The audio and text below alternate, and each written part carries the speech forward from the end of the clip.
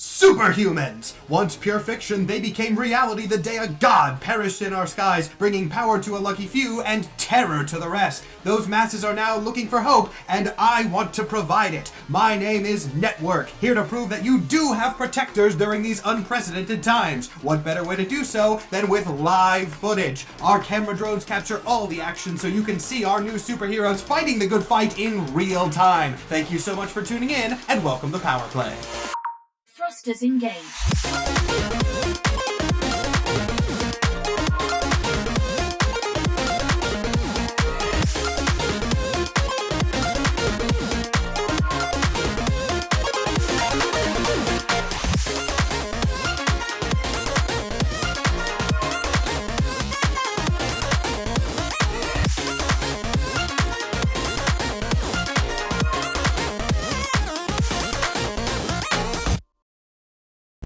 Ladies and gentlemen, today we are bringing you a broadcast that, well, as vague as it is, the only word that I have to describe it right now is mysterious. Before we go to cameras, I have to provide a warning never before seen on this show and quite possibly the history of the world. The footage on Power Play today contains what I am going to call an observational psychic hazard. Now, don't worry, we don't think you're going to die in 7 days if you keep watching or anything, but this is new territory for all of us, so we're providing a heads up. These superheroes are currently engaged in conflict with an entity that we have dubbed Ghostlight, a villain, spirit, nightmare, monster. We are not entirely sure yet. The haunting visions produced by Ghostlight have wreaked havoc with our signal, but we are now finally able to bring you visuals of what the heroes on site are seeing, and oh my god, that's interesting. Folks at home, I am so sorry, but I am making the executive decision to cut the live feed so that we can properly analyze the supernatural phenomenon going on at the docks right now. Your safety is our priority after all, and what I'm seeing at the moment could be a game changer in that department. Keep an eye out for a special Power Play presentation on Ghostlight once we have a better idea what exactly we're dealing with.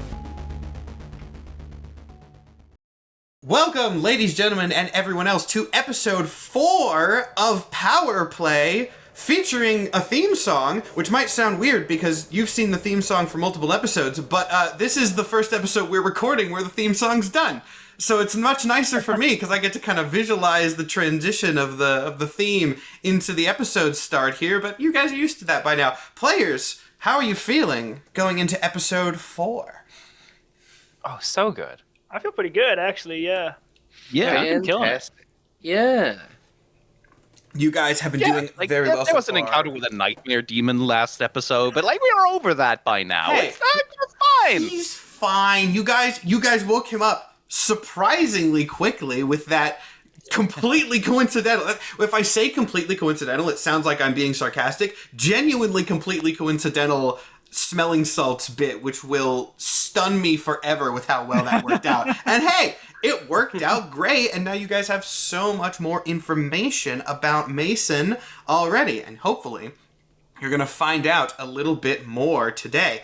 Now, we will jump into the action quickly, as we usually do, but real quick, I didn't warn the players I was gonna do this, so oh well. We should very quickly talk about leveling up in this system. Yeah. It's super simple. We're not going to go into detail, but in the mask system, leveling up involves you unlocking these things called advancements.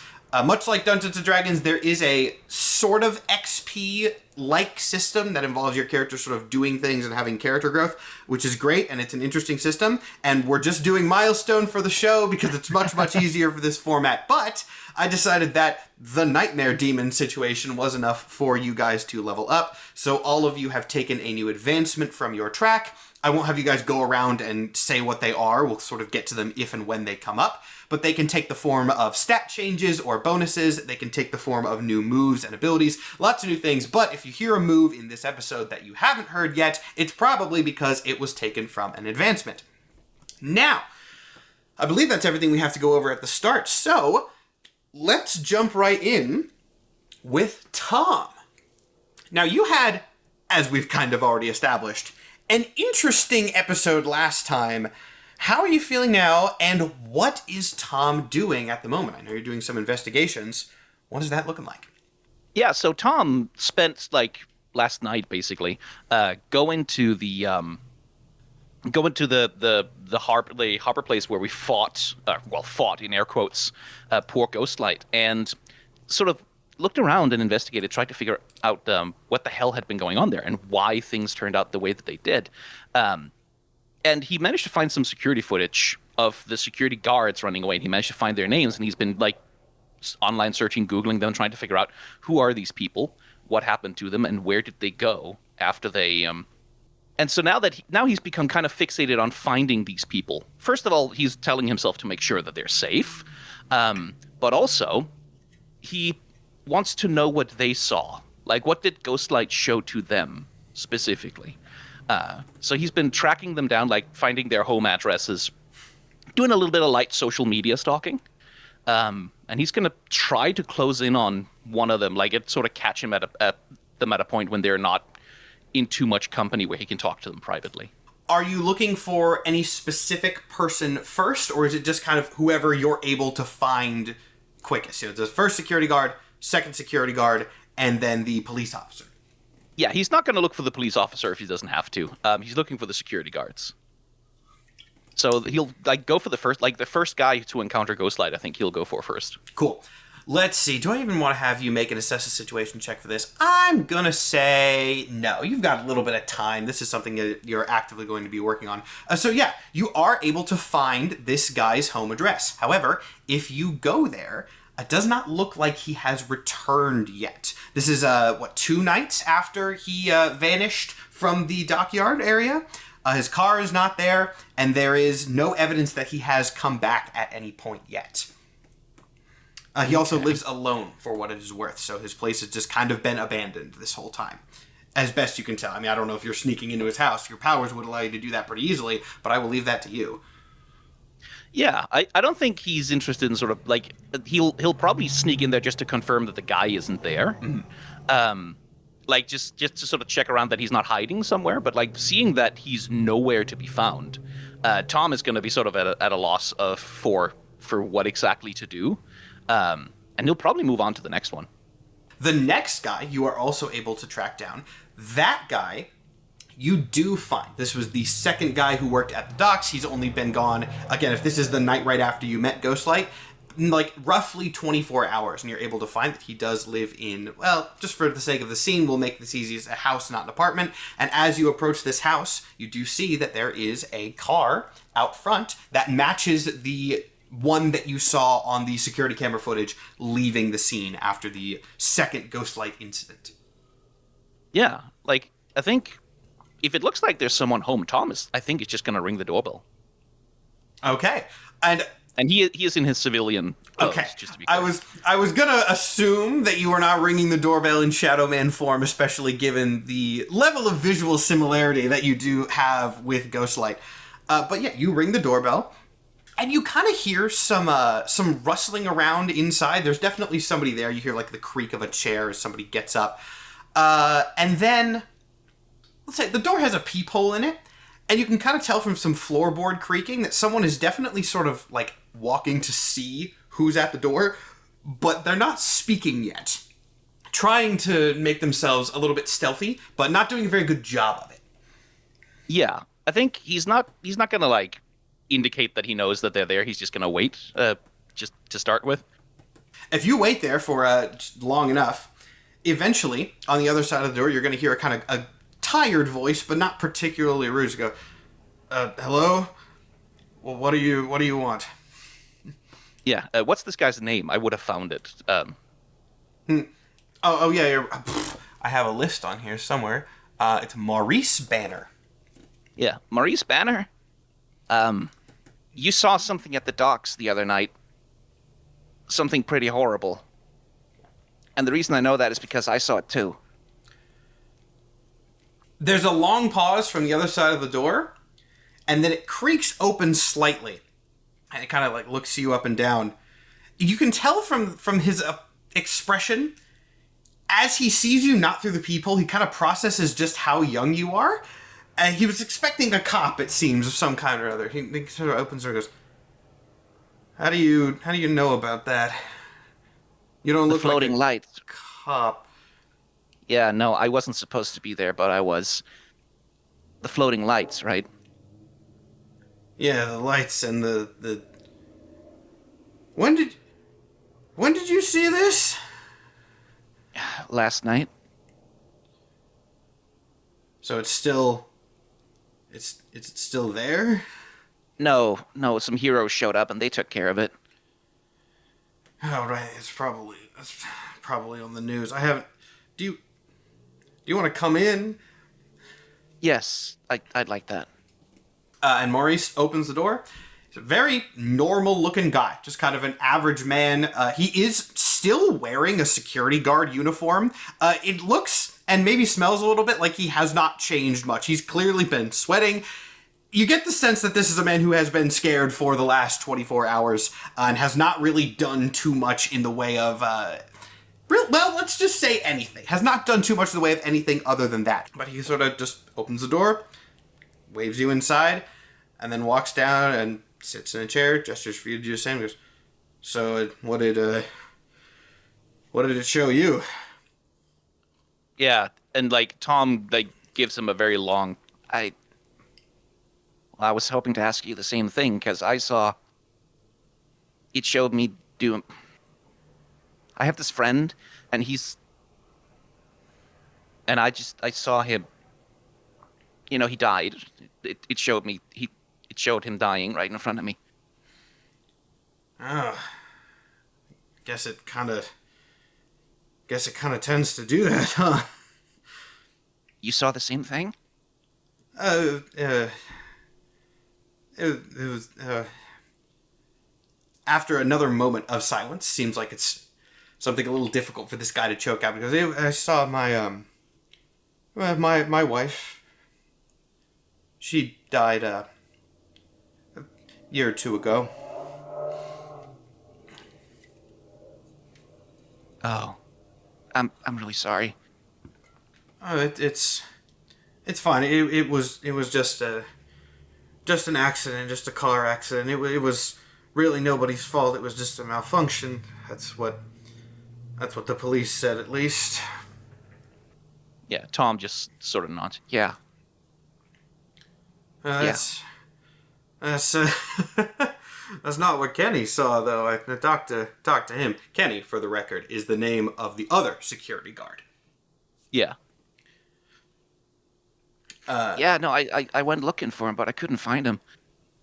Oh, I don't know where he's going. He's probably at a bar somewhere. He's probably just been hopping from place to place. I don't know. He figured it was kids. Like I said, I called him up.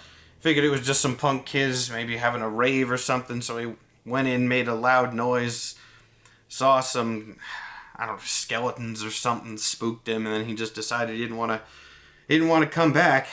Nothing so personal, maybe. Yeah, because when I saw what it showed me, it was that it's like it could see into my head, man. At that, Maurice kind of leans forward and goes, what were you doing there anyway, kid? Stupid. It was a prank. It was I got dared. You got dared to cross a police line? Yeah.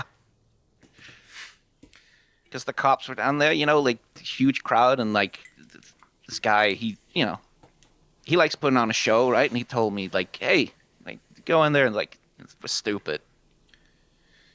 It must be pretty sneaky to get past that. Did you just go to look at the guy, or did you wave something at him, or try to hit him, or? No, we walked in and the lights were there, and I tried to touch them, and then Yeah, I tried to shoot it. Guess that didn't work, huh? Nope. I don't even know where the bullet went. Honestly, it was kind of hard to see. But I heard Kenny was seeing something spooky, so I brought a gun in, and lights. It looked kind of nice at first, but then when I pulled the gun out, then I saw her again. Yeah, I mean, they say the heroes like took care of it, like took the thing away.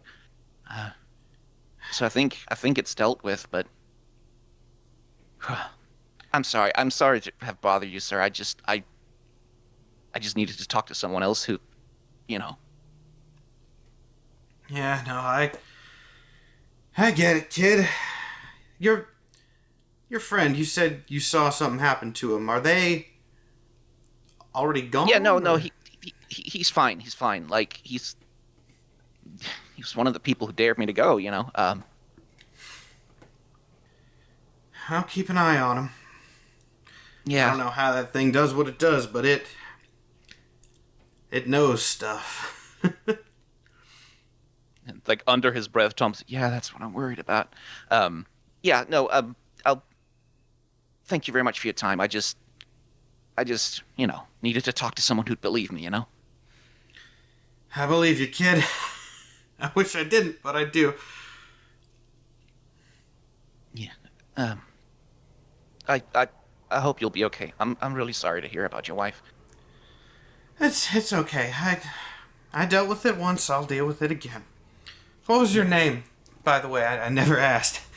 Oh, sorry. Yeah, my name's Tom. He stands up out of his chair and reaches out to shake her and he goes, "Nice to meet you, Tom. Don't go sneaking into any more police lines, okay?" Oh, hell no, not after tonight.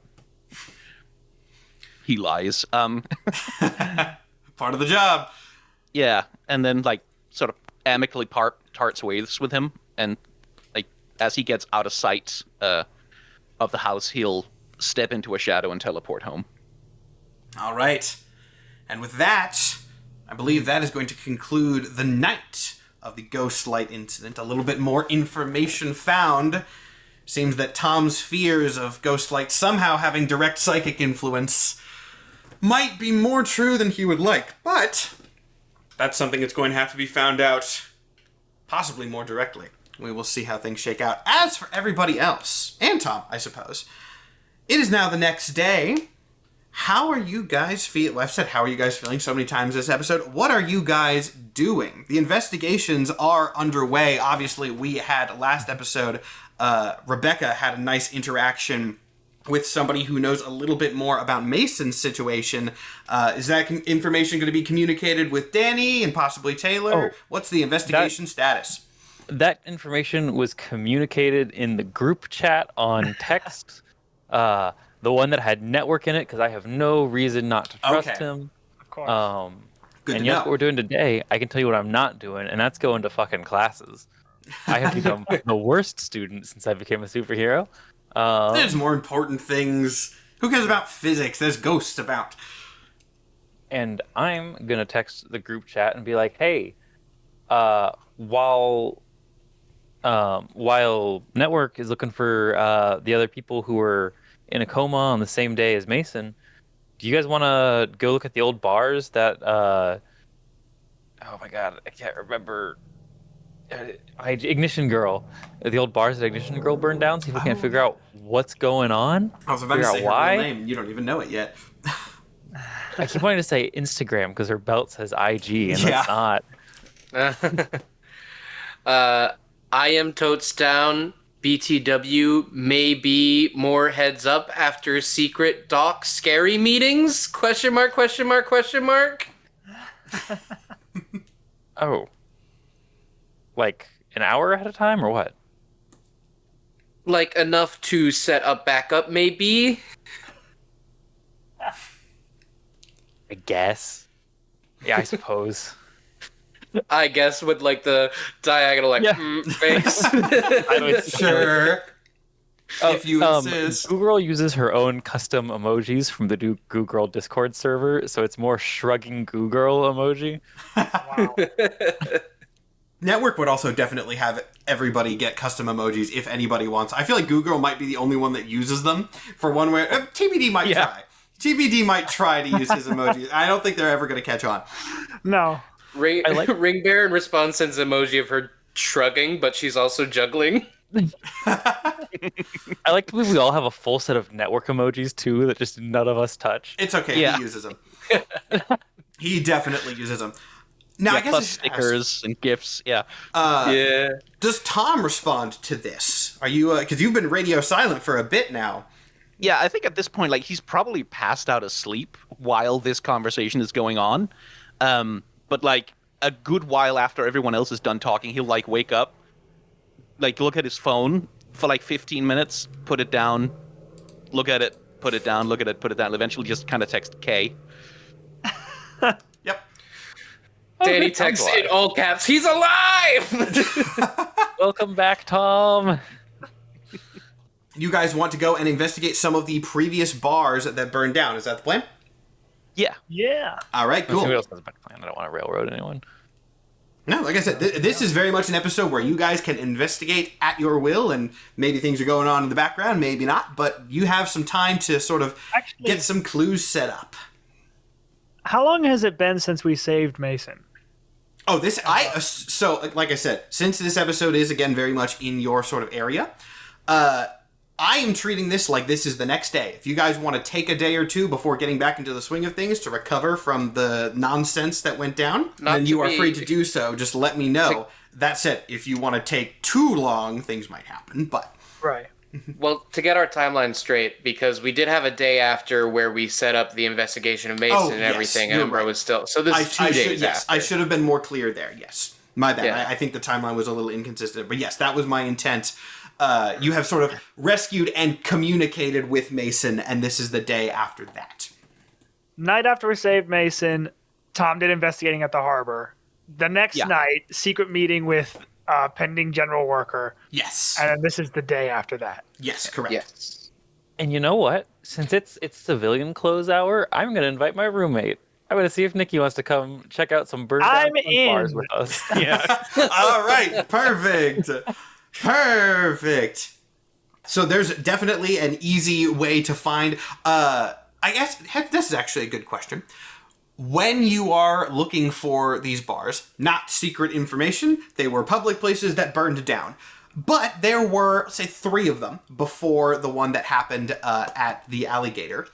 What order do you want to go in? Do you want to go to the one that was burned down most recently, other than the one that you were at, or do you want to go to the first? I feel like there's merit to both, so I will leave that in your hands. That's a good question, actually. I think we should go back chronologically, reverse chronological. That's Yeah, I kinda think what Tom was would thinking. probably be on that page. Okay. That Or makes like, sense. if there's any clues left, the most recent one must be. Perfect. Yeah. So, the bar that was burned down before the Alligator was a place called Club Vertex, which I thought was a cool name that I absolutely made up, but every bar name is made up by somebody. Why can't they just be made up by me? It was burned down, let's see, timeline-wise, this is like a week and a half after the Ignition Girl incident that you guys were a part of. So this one was burned down, say, 3 days before that. So about 2 weeks ago at this point. If you go and check that place out, repairs are still underway. It is actively being repaired. Like, if you go there, there are... actually, repairs are going on, but relatively recently, right? This was a crime scene for a while, and so there's still, like, police tape and stuff up. But you can tell by looking at it from the past, like, 2 or 3 days, repairs have finally started to go underway. So there are construction people working around, patching stuff up on the inside, and that is the scene that you guys walk up on. It is not open for business yet as you're going from the most recent. But that's the scene that you walk up to. If you guys want to look at anything specific, let me know. There is something I want to look into, something I got in my brain, and I imagine you're going to make me roll and assess the situation for this. But can I see if there are any places that might be good robbery targets nearby that could maybe not be noticed while something is burning down next to them? Oh, interesting. Trying to look for like a distraction kind of thing, or trying to Yeah. see if this was a distraction. I like where your head's at. I'm not going to confirm whether that's right or not until you make me an assess a situation check. But I will say, as the DM, that I respect the attention to detail there. Oh, also, if just it's for my blocked, happen note in the comic book, in I this got it. scene, you are doing this with Network's knowledge, right? This is not secret. Oh yeah, I was texting in It the was group in the chat group that has chat that with with Yes, him. Yeah. I wanted to just be double sure. So for that note, then, feel free to ask Network for any information that you might want that he might have better access to for this scene. You always have that available unless you want to keep something a secret from him. But it's helpful in these sorts of investigation things. So with a +2, I have rolled a 4. Oh, Dang. I mean, it's a decently, like, you know what? There's just sort of some other bars. There's like some restaurants. There's a couple stores. You can't really get a read on it. Maybe there's some valuable stuff here. Maybe there's some places that would have money, but it's not like it's next to a bank or a jewelry store or anything like that. Difficult to tell from the street and the location. Yeah. Does Google share that that's what she's looking for? Yeah, I think we're gonna just be like, I was hoping there'd be like a bank or something that might be like a good robbery target, like right next door, but it's just Oh, surrounded shit. by other bars. There's not That's even an really ATM. clever. Oh, Why don't thank we you. just ask Network? Like, maybe he knows. Oh, yeah. Okay, yeah. Text Yeah, him. Tom will like text Network. Hey, were there any robberies reported in the same vicinity as the fires? You get a little text back immediately. It's just checking now. Little Network golden glove thumbs up emoji. There's another couple minutes. And then he writes back, goes, like where your head's at, not finding anything yet. I have something, but it involves every location that burned down. So I don't know what kind of check I would need to make for that. But Pitch it I to want me. to see if there's, and I can use Network's help if I need to, or I can just talk to eyewitnesses. Whatever it may be, I want to see either footage or eyewitness accounts of if they saw who burned this place down. More importantly, what direction they headed when they left. Ooh. Thinking maybe if we have all these locations and they all head in some direction, we can triangulate where maybe they're leaving to and then go there. And maybe they left to the same place after our debacle. Yeah. I assume you're sharing this with the group? Yeah. Okay. Nikki actually will react to that and be like, ooh, that's kind of smart, Taylor. Hey, what can I say? Just getting in the head of the criminal, I guess. If you share this with Network as well, he will get right on it. It's going to take him a little bit to find that information, but you get a text something about cross-referencing, like traffic cameras and stuff. Yeah. That, the again, meantime, will take some time to investigate, but yes, that is a good thing that will now be operating in the back burner. Got In the it. meantime, No the construction site itself is like just swarming with workers and people like working on it. It's not swarming with people. There are definitely people going in and out, but this was in the middle of a city, so the fire was stopped before like the entire building collapsed. There's mostly people just like walking in and out, fixing fire damage on the inside and stuff like that. Yeah. Tom was sort of like, I mean, I could go take a look inside, probably. Yeah. all right, sneaky stuff. All right, sneaky stuff. Shadow Man time. Yeah, he'll In the morning. wander, like he'll wander over into like an alleyway and sort of like find a convenient shadow when no one's looking and step inside, and he'll like literally walk in, specifically stay in the shadows without popping out, and like glide in through the building and try and see what he can see. It limits his perspective, obviously, because he can't go around examining things closely, but like anything that can be seen from like a shadow, he'll try and get a sense of like where the fire started specifically is what he's looking for. Gotcha. Make me an assess a situation check. Where the fire started isn't a super difficult thing to find, but if you are trying to stay limited to the shadows, you're right, that would limit your perspectives a little bit, so I'll make that a check. Yes, let's see. Assess the situation is rolled with what exactly? That's Superior, I believe. Superior. Okay, then we can add a -1 to that, so that's a 5. A 5. That is unfortunately not going to do it. Let's see. It really isn't that difficult of, well, no. Dice landed where they landed. You'll have to look around a little bit more, or maybe get yourself a little bit more visible if you want to find that information. From where you're seeing, there are people running around. It's kind of hard. There obviously are repairs currently underway. So from these sort of fringes of the room that you are operating in, it is a little bit difficult to tell where, like, burn marks are positioned and stuff like that. Yeah, like he'll spend the time like sort of staying in there unless anyone sort of tries to call him back out. On the outside, we'll cut back out there for that. While everybody is in plain clothes, Nikki just kind of looks around and goes, so is he just in there? Did he just walk just- in? He just kind of can teleport through shadows, I think. Yeah. That's terrifying, but really cool. Yeah, Tom is so cool. Do we just wait for him to come back? Pretty much. Yeah. What if something goes wrong? Is there like a signal? Or is he just Like, in there? Text us. Yeah, he has a phone, you know. I mean, I think this is just how Tom operates. You know, I feel I don't know the guy super well, but you know, he goes off and he does his reconnaissance, and he was, you know, we didn't know where he was for 2 days, and he turned out to be fine. So, Yeah, that was weird. what's 15 minutes? Did we make a signal? Can everyone do a bird cry? Like a cuck? If you're in danger, just like really loudly. That's inconspicuous, right? Like a squaw. There's gotta be Yeah. a better way. There's got to be a better way. What do you have against birds, Taylor? I got nothing against birds. I just feel like a caw is going to be kind of obvious when we're in the middle of metropolitan Seattle. Well, that's why I went squaw. One syllable, What do I Scraw? more streamlined. I mean, there's a lot of weirdos here. It wouldn't be that. Exact. It wouldn't be that abnormal. Sure. I saw a guy Sure. punching his own reflection in a window yesterday. Did the reflection fight back? Do we need to worry? That could be a power. good- She kind of like stops, points, and goes, I'm gonna have to. Okay. Rebecca, you just made all of my walks 10 times scarier. Oh, I'm so sorry. I'm so sorry. She looks like a little slightly shaken. I want to point out, breaking the fourth wall slightly, seeing a guy fighting his own reflection in a window is a real thing that I walked by. Like, I had to divert to the other side of the sidewalk so I didn't catch a stray from a man fighting himself. And now I'm just picturing that, but a supervillain, and like the reflection jumps out. So you actually got me with that one, Jess. Thank you.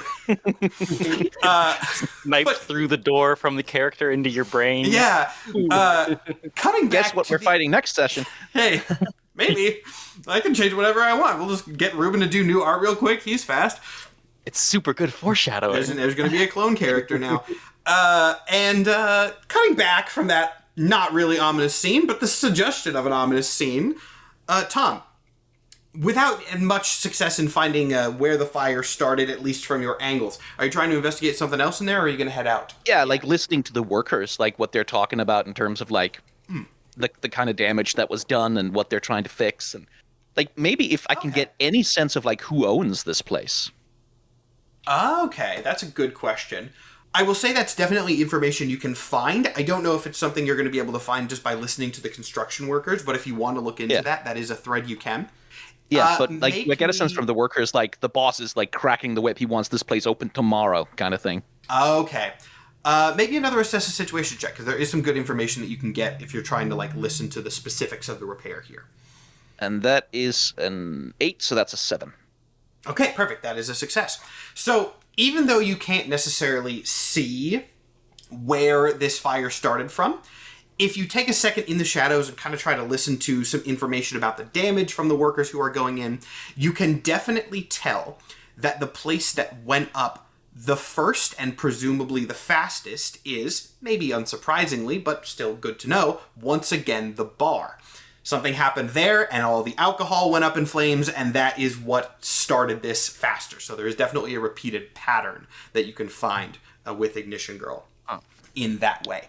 As for information about the owner of the bar, nothing really notable. I mean, it does definitely sound like it's something that they want to get done quickly, but for the sake of not giving you too much of a red herring, nothing insane there. Yeah. Okay, sort of a little bit disappointed, but sort of fair enough. Like Tom will pop back out of the alley and walk over to this. Yes, like same story. Like sounds like started in the bar. She burned all the alcohol and the whole place went up. Huh. You know, I wonder, are there any other punk bars in town that didn't close down? Because like burning all of your alcohol and stopping your show sure does feel like a good fuck you to the competition. Oh. Oh shit! Like industrial sabotage, but like on punk bars. And yeah, maybe. Not I mean, very I feel punk of them. Yeah, punks are usually really cool, but there's always the sellouts. Mm. An Like interesting theory. corporate punk. Some hot topic shit. Yeah, because like by the end of the fight, she looked like scared, right? Like she started out so angry, and then she was like freaking out. Mm-hmm. I wonder also if anybody knows her. Like, I mean, we got her face on camera. We could ask around at like punk venues if she's a regular somewhere, a bartender somewhere. Maybe she was just blowing off steam and she got mad, burned the place down, and then Everyone's repeated that critic. mistake 5 times. It did seem pretty intentional. Yeah, I'm with Danny on that one. Pretty targeted. I mean, she knocked out the old bartender at the place we were at. I found him in a dumpster. Oh, that's right. Yeah, that's some supervillain shit. Mm-hmm. Maybe it'd be worth asking the other bar. Well, they'd probably have the same story, actually. Probably not know much more about her. The thing is, Although, she's not robbing the music venues, right? No, Yeah, she's she's not just burning killing. it down, right? She's just burning it down. I don't know much about being a villain, but usually there's something to gain. Sabotage. Is somebody trying to buy the properties? Going very And Scooby-Doo network, with yeah. the plots on this theory. I don't I- know. I feel like because we first fought that crab arm guy, tentacle arm guy. Mm. And when I talked to them, they said they were hired to do this. And now we got this fire girl, and we can't seem to find a motive. Maybe she was also hired. Maybe it's Who the maybe hell's it's all hiring connected. supervillains? Like I'd get it if it was like attack, I don't know, Fort Knox or whatever to get the gold, but like burning down some bars, shooting up like a mall. I have a theory, a pet theory, For it, Dan? that can't leave this circle. Okay. All right? Yeah. Nikki Cutter is can I be here for this, or is this like a superhero You're good. theory? You're good. You is- seem chill, and you're probably not going to tell network, so it's fine. Wait, hold Um, on. Is this like the pizza place where we shouldn't say it in front of the phones? Because I have mine. Probably. Let's go put them in the dumpster for a second, and then we can talk. Put them in the dumpster, but also like stand nearby the corner and make sure no one is looking through the dumpster. Yeah, just in I was case. about to say, you All guys gold dump all the phones phones. in the dumpster, and then you walk away to have your conversation, and you hear the beeping of a garbage truck backing up. That's the episode. We got to chase down a garbage truck. That would be funny. It's a Megas XLR episode instead of a Like you could do- superhero you show. guys could. Goo Girl could probably catch a garbage truck. Anyway, the phones are now to the side. We don't need to go to the garbage logistics. Okay. So we all know how network is like generally kind of shady, right? What? I mean, no more so than any other boss I've ever had. I work at a movie theater. That guy's shady. Do I still have that job? Oh, probably not. I mean, I it's haven't like gone in a while. I think he's if you- definitely in it for the money, right? Oh yeah, He's- but he admits Yeah, that. he said that. He's in it for the money. He's in it for the attention. He's a promoter, and I know when someone is fixing a match. And all I'm going to say is it was very convenient when that shopping place was attacked during the president's speech. Right? Yeah. That was So intentional. now we have these string of frickin' bars that are burned out down with possible motive. Maybe we'll find a motive. I really don't know. I'm flying by the seat of my pants. I don't really do investigative stuff often. But I can't really explain Ghostwire. I don't know why that guy was there. But as far as that and this, big commotions in public spaces with... Actually, what are the casualty rates on any of these attacks? Currently, none. But I will say, for what it's worth, like, from looking at the fires, because there's obviously just news footage of them, it seems like the fact that there were no casualties wasn't like a goal. These fires don't seem like they were It's especially given that you know how Ignition Girl's powers work, where there's kind of just jets of flame everywhere. Like, it wasn't like someone was setting a fire in a specific area and evacuating the building. It seems like, if anything, fortunate that nobody ended up dying in that. Again, you'd have to investigate a little bit closer, but just like, if you Google the fire at the certain bar, like, it's a fire. Right. We're just that good of heroes, and that's why there's no casualties. I feel like that you can't. Again, Right, but like, we I don't weren't know, At, like, one of them? I get. Yeah, we were at one of them. I get doing the thing during the president's speech, but like punk bars, like those kinds of things burn down all the time. I don't think there's like, if he's just doing that for ratings, that feels like maybe it should be something bigger than that. If it was like, He did know exactly when the next one was going to happen. He like predicted the next one it was going to happen at. But then I he don't has know how- drones everywhere, so this is like He could. it's not a complete theory. He has like a huge team of people probably running diagnostics and crime prediction algorithms of all kinds to try and make sure we're first on the scene. Because yeah, but he was freaked out by Ghostlight. he was, That one, I and don't that was think he the did only that one that had victims. They're probably not all under his control. They're not all booked. And again, the theory is incomplete. It has holes. I just wanted to plant it in each of your heads. I mean, Ghostlight- I like to think it isn't so, but it is suspicious. Hey, You have a thought? You're thinking something. Spit it out, girl. I trust Network. I do. I like him. So But do the I. thing is, he also really wanted to make sure we brought Ghostlight in, and the people at the hospital didn't know how Ghostlight got to the warehouse. And if you were storing something to access, and you had access to shady boats that could get in and out, and maybe you wanted to make a superhero event later, and then it happened too fast, you would also be stressed and want to get that thing back. Yeah, but then like, why would he keep it? Like, if he knew what the kinds of powers this guy had, why would he put him in like a warehouse? That's like, Because no one goes in a warehouse. It's empty. To interrupt briefly, this is, I think, more specifically a question for Rebecca, if anybody. Have you briefed Nikki on what exactly Ghostlight's powers are, at least to the level that you understand them?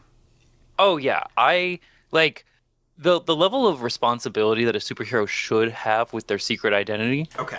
Rebecca does not Cool. respect that. Good to And know. she has told everything to Nikki, including things about what's his name, Network's operation. Nikki probably knows more about what Rebecca knows than the rest of the team. Great. She probably got a better summary of the meeting. Yeah. I'll operate with that in mind going forward then. As you're talking about Ghostlight, Nikki kind of pauses for a moment. Has he been awake for the last 48 hours? Apparently. I mean, Network hasn't called us in a panic, so probably. Yeah. He said he was working on a way to get him to sleep, like, safely in case power stuff happens again, but we can presume he probably hasn't slept in the last 48 hours, no. Do you even know where his base is? Like, because the cars just come and pick you up from wherever, right? Mm-hmm. That is We don't kinda have a fancy great that you sense of it, don't do we? know, Like, this guys. is like, I think I asked this last session, but we don't know really where the base is, do we? No, you do not. Oh, well, we're superheroes, you know? Superheroes have secrets and secret bases and... Okay, yeah, it is very shady, but, like, we're college kids. We need the money, all right? Also, we could find it so easily. Taylor, you have like a billion things and you're always prepared. Do you have an air tag? Yeah, I lose everything all the time, so I could just take the one off my keys. Yeah, can I have that? I'm just gonna stick this to the outside of the next car that picks us up. Sure. I take my dorm key and have the AirTag on it, and I give it to. Yeah, I just need to make sure not to lose this. Good luck. And Goo Girl drops the air tag inside of her gooey self, like not like Man. she always does. That must look Is that- so unsettling when you're in human skin tone. Form. Yeah. In Yeah. super form, it's like, okay, but if it just kind of Yeah. like, bloop. That probably does look terrible. Honestly, Nikki has probably seen some of like the worst body horror imaginable just by living with me. Hey, this isn't Agents of Hades. If you want Goo to show up in Agents of Hades, maybe we can make that happen and make it worse for everyone.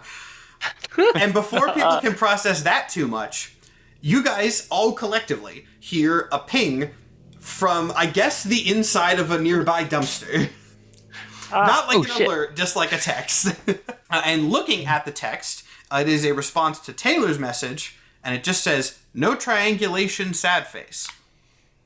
Damn. There goes that idea. Yeah, I mean, I guess Tom will just sort of pick up the phone and text them back, like, okay, like, is there insurance? Is anyone trying to buy the buildings? Is it like a development deal? Like, do these places have anything in common? All bars? Shrug. Yeah. I'm Who's the just owner? wanna- I'm gonna text. Who's the owner? And where does he live? Oh, the owner of which one? Of the one you're at currently? All of them. I'm just texting this to Netflix or to Netflix network. Direct to Netflix. Yeah. Yeah, you get the Network list. doesn't give us enough I will exposure. Yeah. provide that information as you need it, because I'll have to go to randomnamegenerators.com for the owners of these bars. But yeah, you have that information if you need it. Mike, you wanted to say something? I was just, again, conspiracy minded. So Danny puts her cell phone back in the dumpster for a second, like huddles everyone up.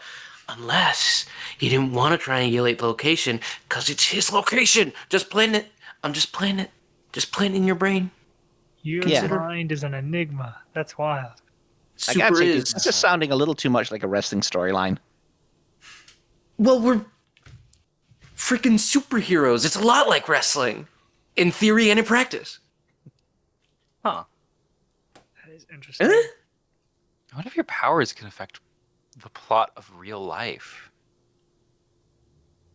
Whoa. Whoa. Okay. You well, blew my before mind. we get into that, I think Bear, now a cosmic level threat.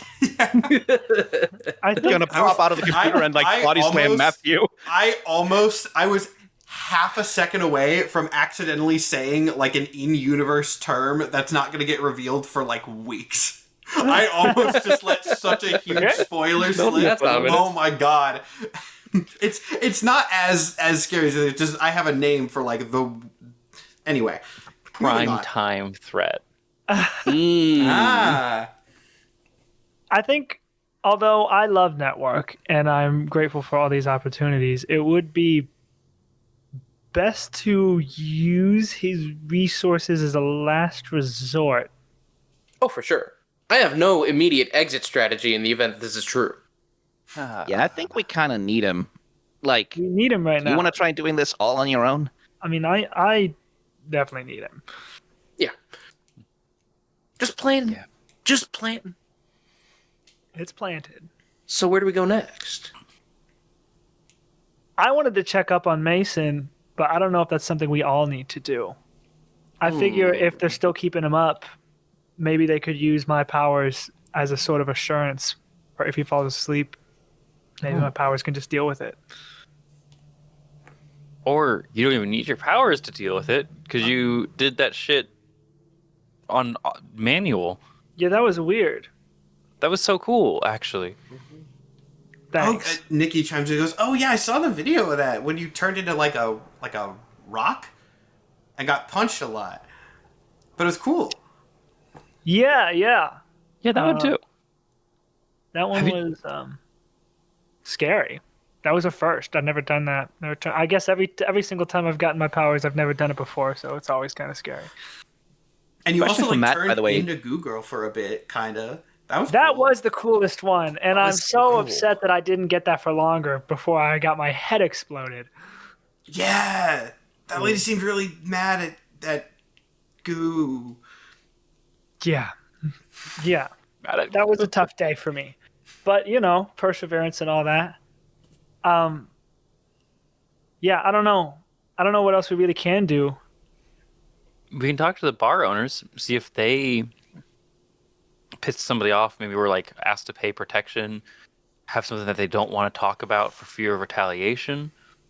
I Yeah, feel we like can show him a picture of like the ignition girl.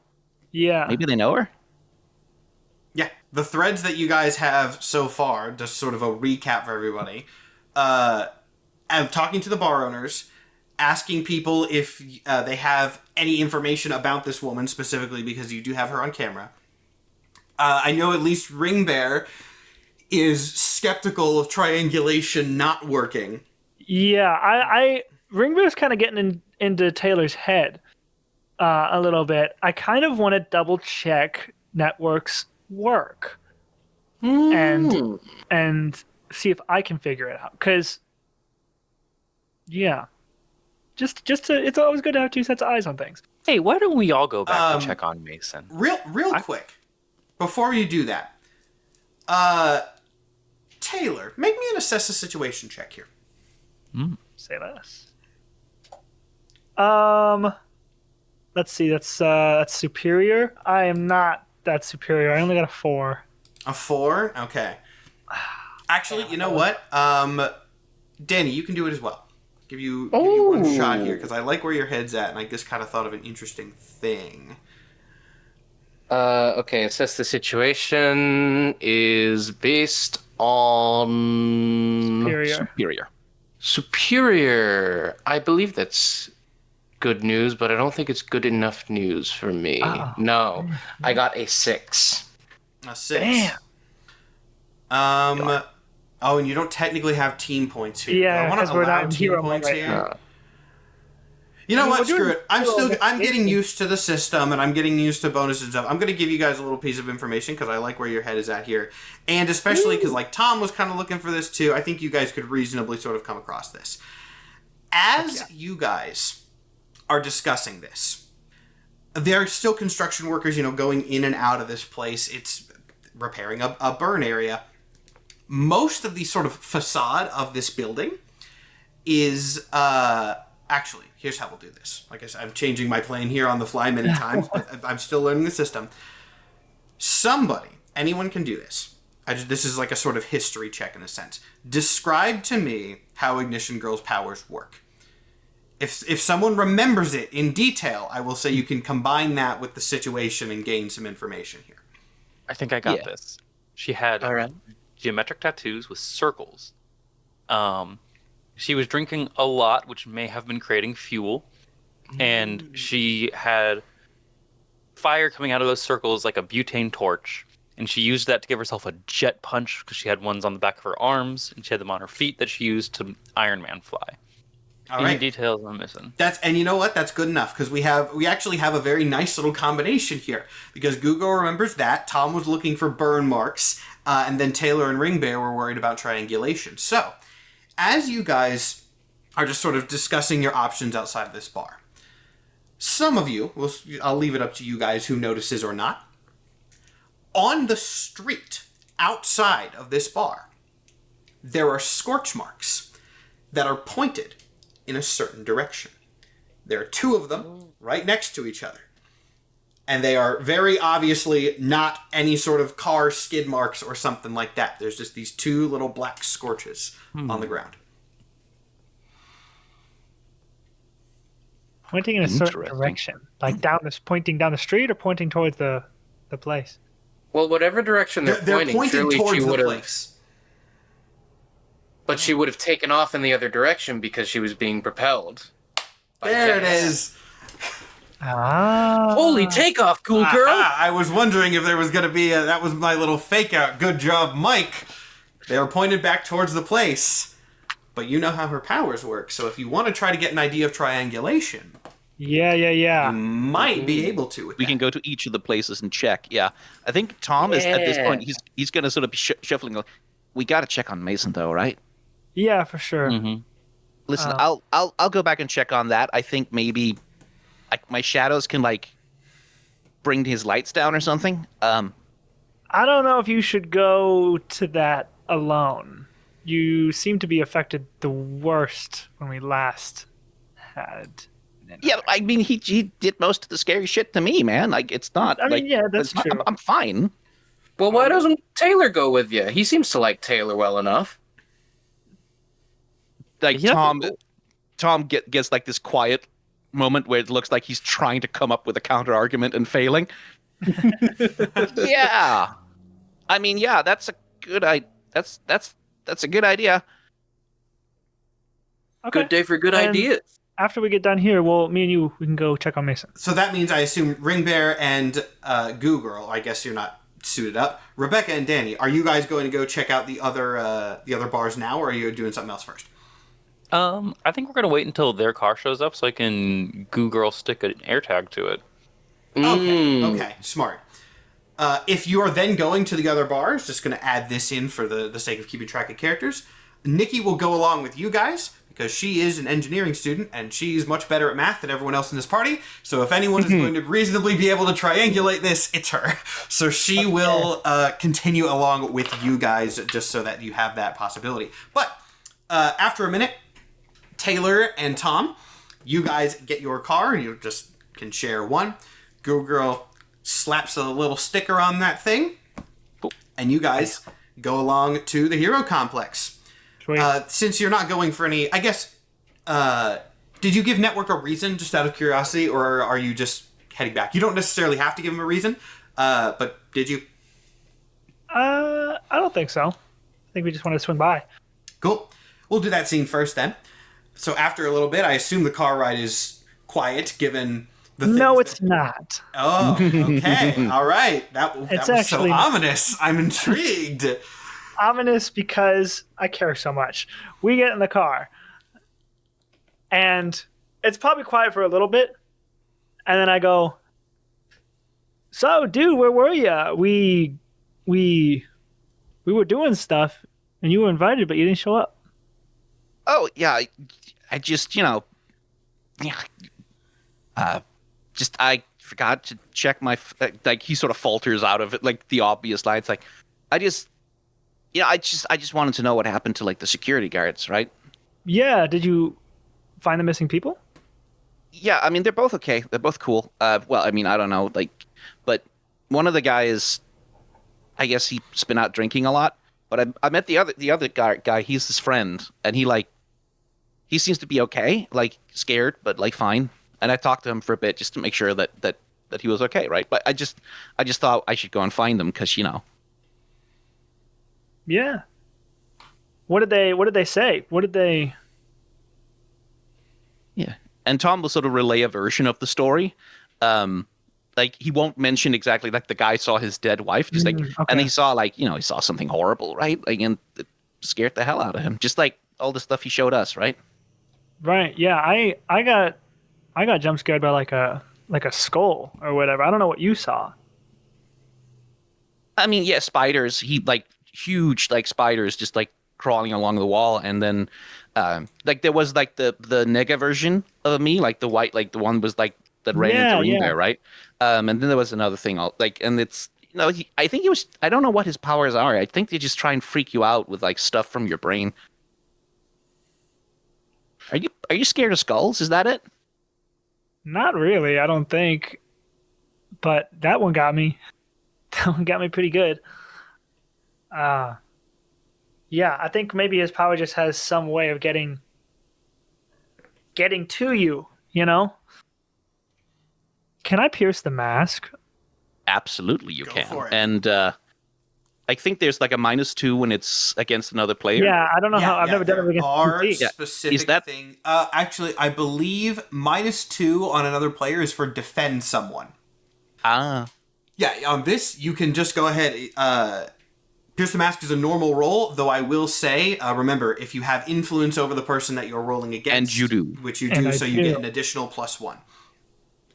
Also, just a side note, I was looking at my influence when Tom was first denying me, and I was seeing if I could like use it in that situation. It seems to be only like for roles though that you can like quote unquote take advantage of your influence. Yeah, taking advantage of Yeah, that's influence mechanically is anyway. is Like, a but- mechanics thing. Yeah, but in terms of narrative, like Tom is dodging your questions, but he's not trying to shut the conversation down. Right.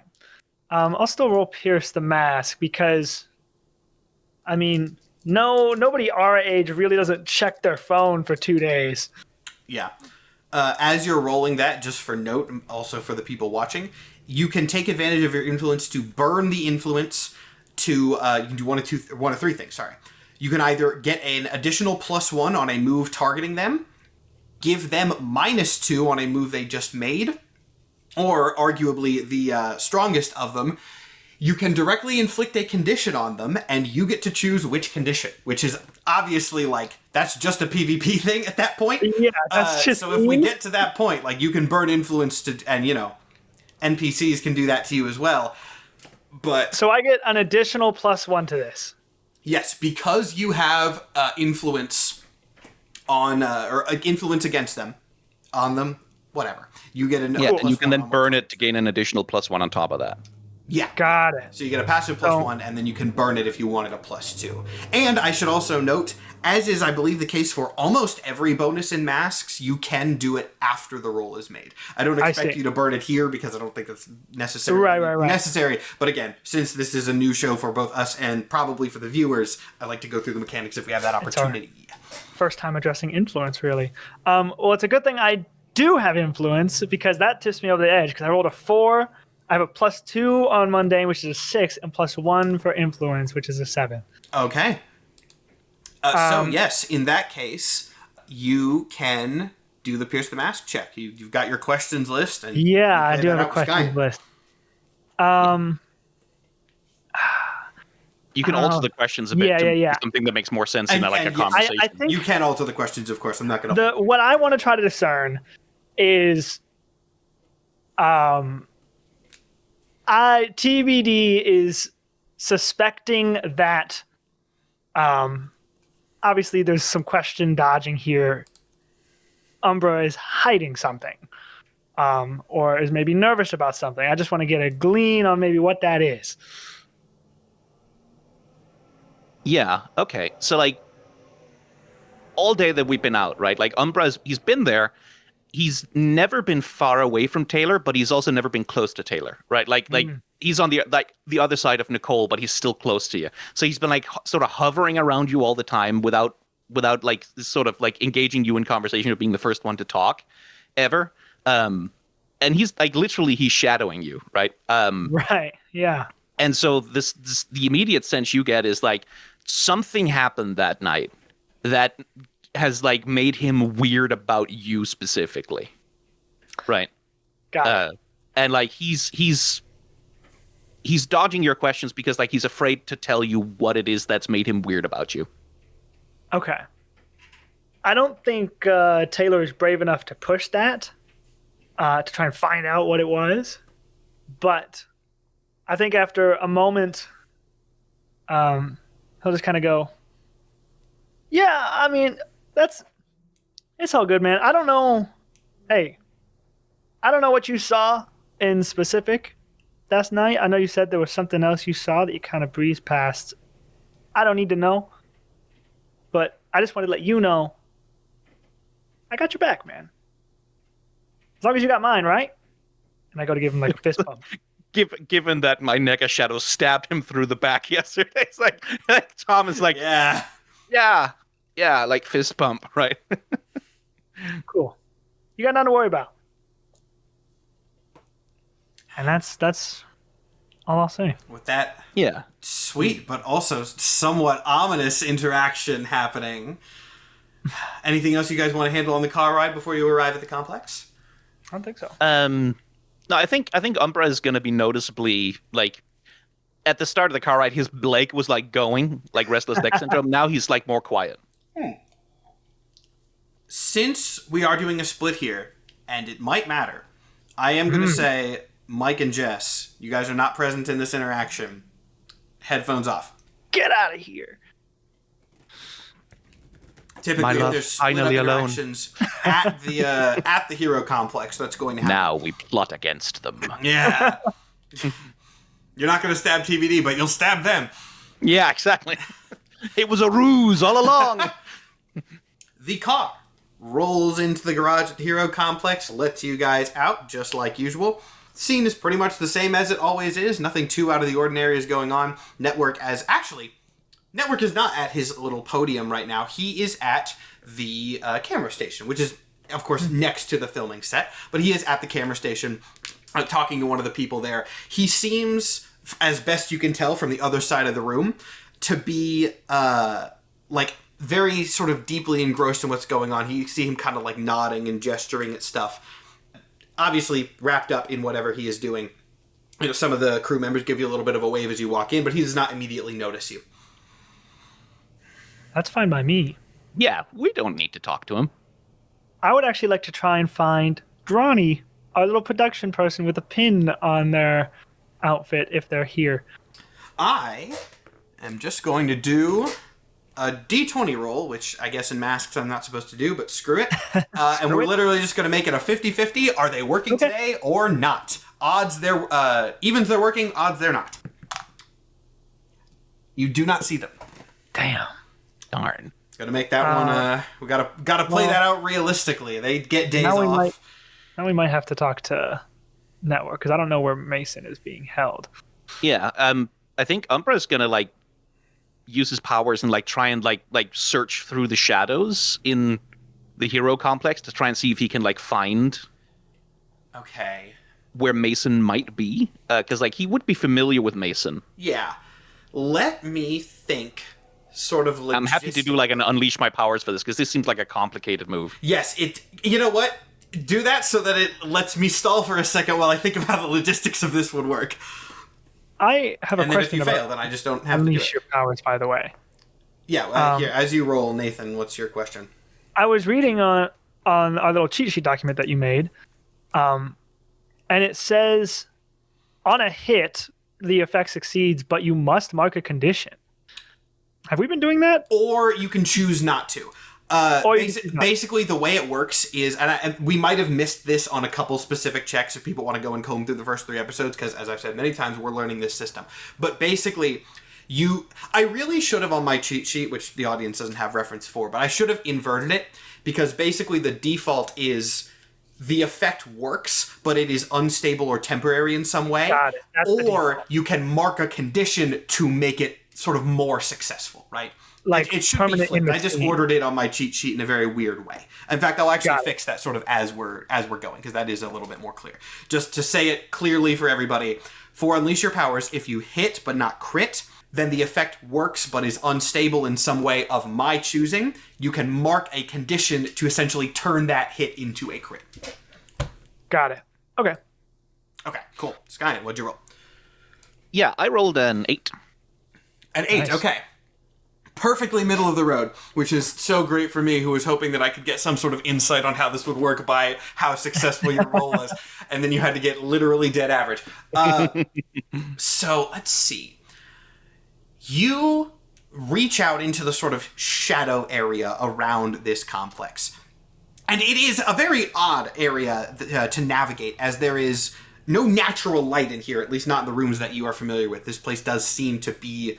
Actually, have I established that this is necessarily underground? We don't know that, I don't think. You know what? But there's no windows, right? I kind of let that slip in this, and you know what? Screw it. With what you just did, you would reasonably be able to learn that. There is no natural light anywhere in this place. You don't see any natural shadows. Everything is artificial from the pattern. So congratulations. You just got a piece of information that I didn't actually intend to leak. But there you go. This place does seem to be underground. That actually balances out nicely, because you don't find Mason anywhere. I don't really think that there is a way that you could with what you're doing. But hey, you got information out of it anyway. That is connected to shadows he can reach, right? So it's if Mason is in the middle of a room with a light directly overhead. I was going to say, they probably have him in a blindingly bright room. Yeah, you definitely don't see him. I'll say that much. Yeah. There's, various reasons why that could work, but you definitely don't sense him with this. But is there a room where there's absolutely no shadows whatsoever for some reason? You put him in a light box. This depends on a factor that I kind of have to decide very quickly here. Yes. Yes. Good. Yeah. So Umbra, like sort of like having sort of walked over to like a corner and like sort of touched a shadow and closed eyes. It's like, I don't know where the hell he is, but there is a room in here where there's like no shadows at all. Probably a bright room. Probably Yeah. for keeping someone awake. Maybe. Let's check it I think out. it's down here. So like we'll sort of skulk off through the corridors trying to find that place specifically. All right. This is exciting for me. This is very fun, but this is very much the episode 4. You guys are investigating, and I don't exactly know where it's gonna go yet. I mean, I know where you're going, but now I have to decide the specifics of how it's going to play out. I mean, we can cut over to the others and let them. No. I like this. Make me an assess the situation check. Are we both doing it? If you're... actually, you know what? The only one who has access to this sense directly is Tom. Okay. You're kind of just following him in this sense. Unless you can come up with a reason why you would be able to also follow this. No, I think just Tom is the only one who has access to this sort of information. Well, that's a 7, so barely squeaking by. Okay. You are able to, through these shadows, reach out into this area where there is, like, a lack of shadows, really. You sort of cast your little psychic net out, and you find this little bubble where you essentially can't reach. It is below you, and it takes you, following this pathway as best you can, takes you into the garage and downward. Notably, I use garage kind of interchangeably, which I really shouldn't do. This case garage, I mean where all the cars are. Right, the giant vending machine. Yeah, so this is you enter this area. There is a massive sort of hangar type area with just rows and rows and rows and rows of cars. Notably, you are entering at the top of this, right? You are on sort of a balcony area, and the front or the top row of cars is right in front of you, and then it goes down several layers. Right. And the shadowy room seems to be below you. As you enter this room, a crew member, masked, suited up, just like everybody else, approaches you guys and says, "All right, what do you need?" Need inside. Inside the garage. You're inside the garage. No, are there any stairs going down from here? There are, but they are behind the crew member. It seems like this person seems like some sort of overseer or mechanic. There's a word, quartermaster. Is that the word I'm looking for? That might be too fantasy for whatever it is, but you know what I mean. Yeah. This guy seems to be in charge of this. Foreman, let's call it that. Foreman might be better, yes. Car guy, whatever. Yeah. The stairs are behind him. Yeah, we were just going further down. Oh, no, that's further down. That's the work area with the vehicles. If you need a vehicle, trust me, I can get it faster than you can find it down there. Oh, no, like, we're just looking for something. Yeah, what are you looking for? Like, sort of looking over at TVD's like, do you got a good lie here? I lost my keys. Yeah, is the AirTag on that still working, by the way? Like, Tom sort of picking up on it? I checked my phone. Yeah, it says it's down there. Important question from my note. When you say, yeah, it's down there and point, are you actually pointing in the direction of the vehicle, or are you faking out going the direction you want to go? The direction we want to go. Like, you lost your keys. You lost your keys down there? Hey, stranger things have happened. That's where my phone says they are. Okay, I mean, follow me, I guess. And Cool. then he starts walking down the stairs. Following him down. Few Seeing the floors secrets. down. You're getting sort of close to the bottom of this place now. This is, again, several stories tall. So, I assume you left him in one of the cars. You know which row? Did we pass it already? Most of these ones at the bottom don't get used too much. I kind of look at Tom and ask if we're close to this room yet. Yeah, he's like you sort of with your eyes, and he's sort of like, yeah, we're definitely getting closer. To give you a little bit more information about where this room is now that you are getting closer, I'm just going to call it a hangar now. That'll be my sort of distinction here. The hangar is on the edge of the hero complex, at least as best you can tell. I mean, you're underground, so it's a network of tunnels. You can't be entirely sure. But it makes sense that it's on the edge because that's where the cards are going into and coming out of. The room that you are looking for is back sort of under the rest of the hero complex. Yeah, I think it's just a little further. Further. Okay. You walk down 2 more stories, and you're at the bottom of this place. And the guy just kind of turns around and goes, so, which car...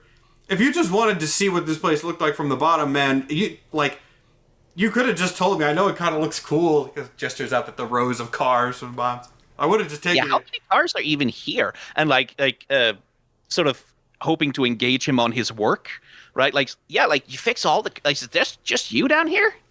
When you say engage him on his work, are you going for like, I'm distracting him so that Taylor can sneak off? Yes, I'm showing interest in his work and being like, yeah, like that's really cool. Like you do all the cars yourself.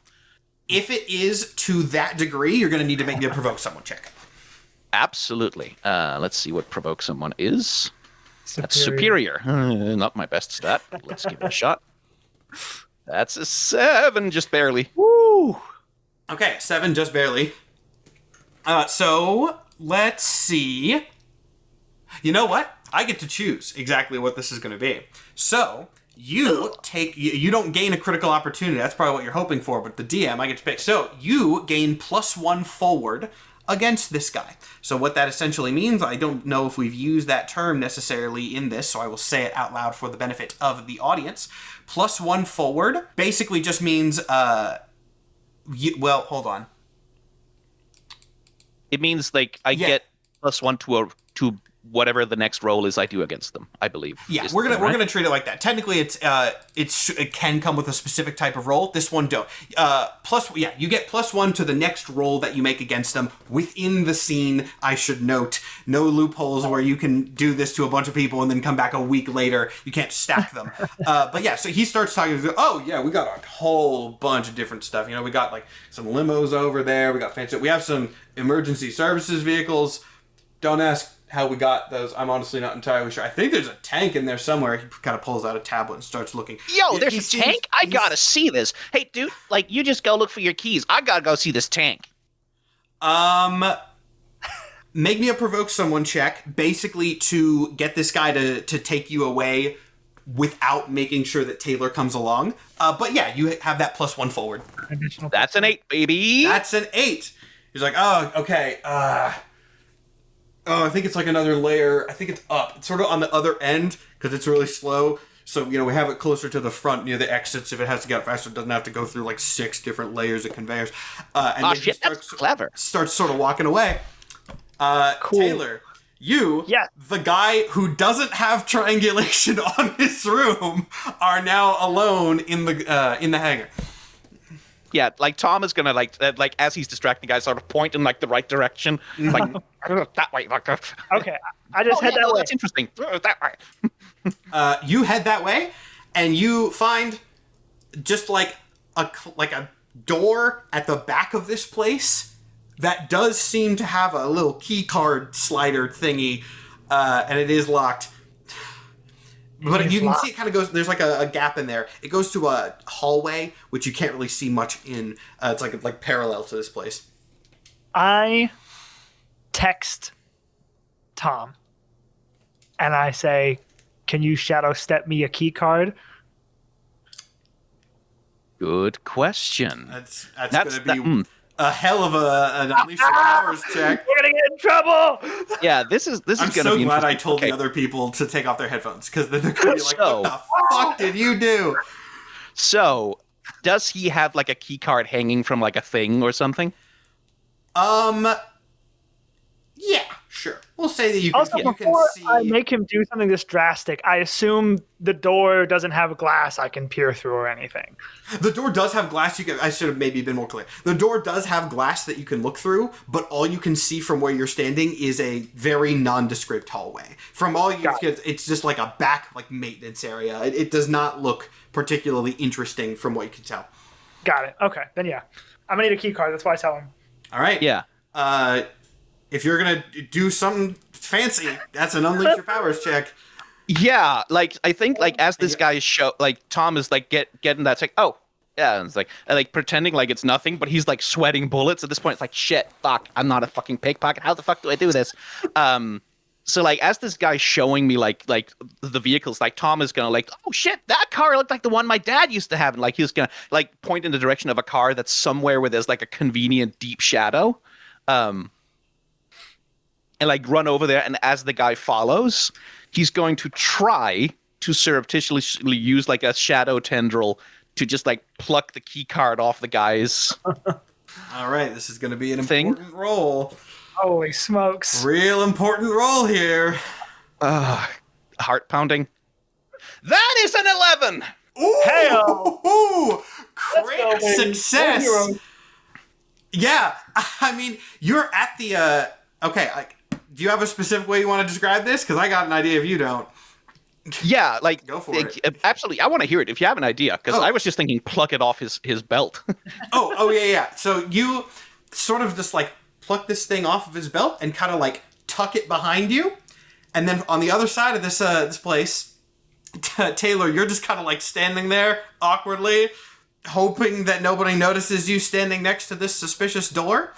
You're under a car, right? Because there's the cars that are sort of hanging over you, and then just sort of like out of the undercarriage of one of these cars, a little key card on the little lanyard just like dangles down right in front of your face.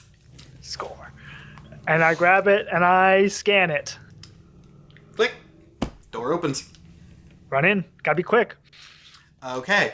And he's the one who's registered as having gone down there, so like, Now, interesting thing here, you still don't necessarily know where/what you're looking for. Though I guess this, well, you know what?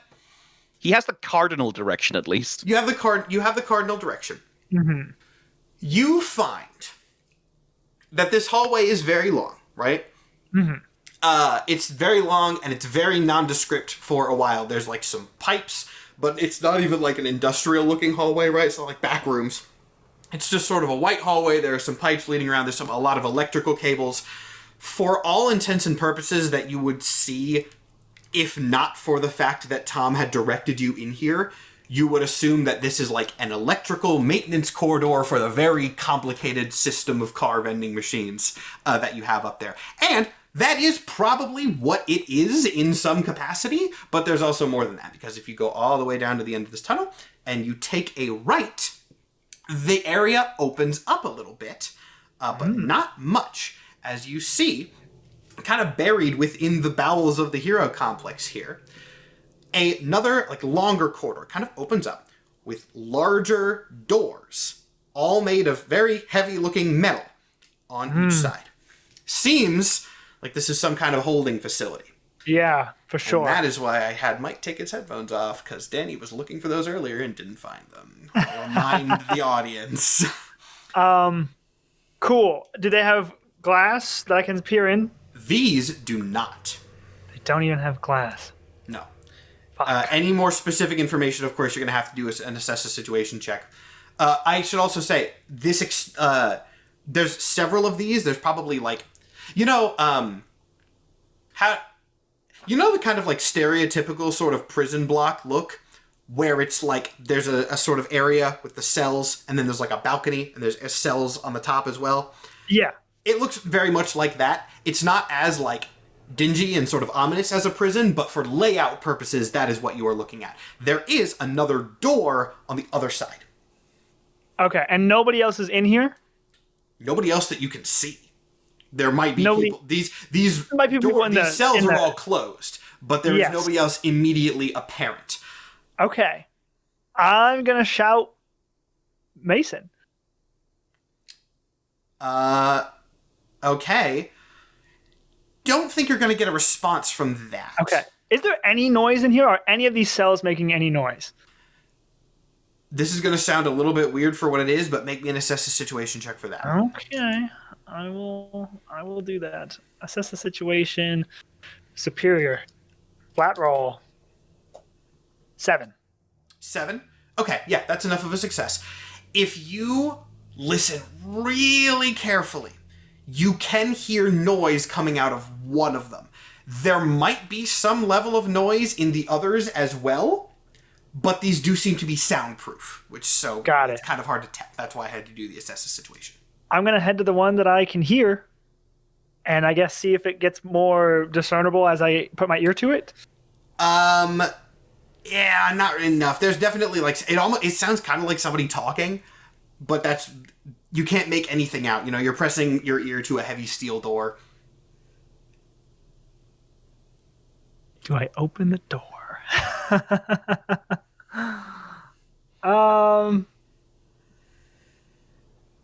I assume there's a key card scanner on the side of this thing to open it. Yeah.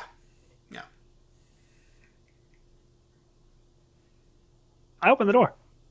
You scan the thing, and it blinks red. Damn. No clearance. Yeah, his keycard wouldn't get you in there, I guess. Darn. No, that makes sense. I knock. I was about to say. Yeah, I was silence in this ominous holding facility. Scan. Beep, beep, beep. Clang, clang, clang, clang, clang, clang, clang. You hear the talking on the other side immediately stop. But there is no other... actually, you know what? Make me another assess the situation check to see if you can hear anything else on the other side. Okay. 6. No. The talking stops. That's all you got. Talking stops. I knock again, but like in a pattern. Like, dot, dot, dot, dot, dot. Kang, kang. Oh, gosh. So... Hello? The fuck are you? Who are you? There is just sort of, you can't see or hear whoever's on the other side of this thing, but you can absolutely tell just from the sort of vibe of the room that they are just as baffled, if not more so, than you are. Is it a voice he recognizes at all? I mean, the question for that, I think, especially you are going through a big, thick metal... Screw it. Give me another situation check. Another to see if one. You can even make anything out. This is, again, a very soundproof area. That is a 9. A 9? Something about it, I guess, maybe sounds a little bit familiar. It's a soundproof door, and you can't really... It's not like someone you know, but there is a maybe I've heard this somewhere. But I can hear them talking, though, now that we're both by the door. You know what? Since you got a 9 on that, I'll give you a little bit of extra information. The voice that you just heard is not the same voice that you heard talking a minute ago.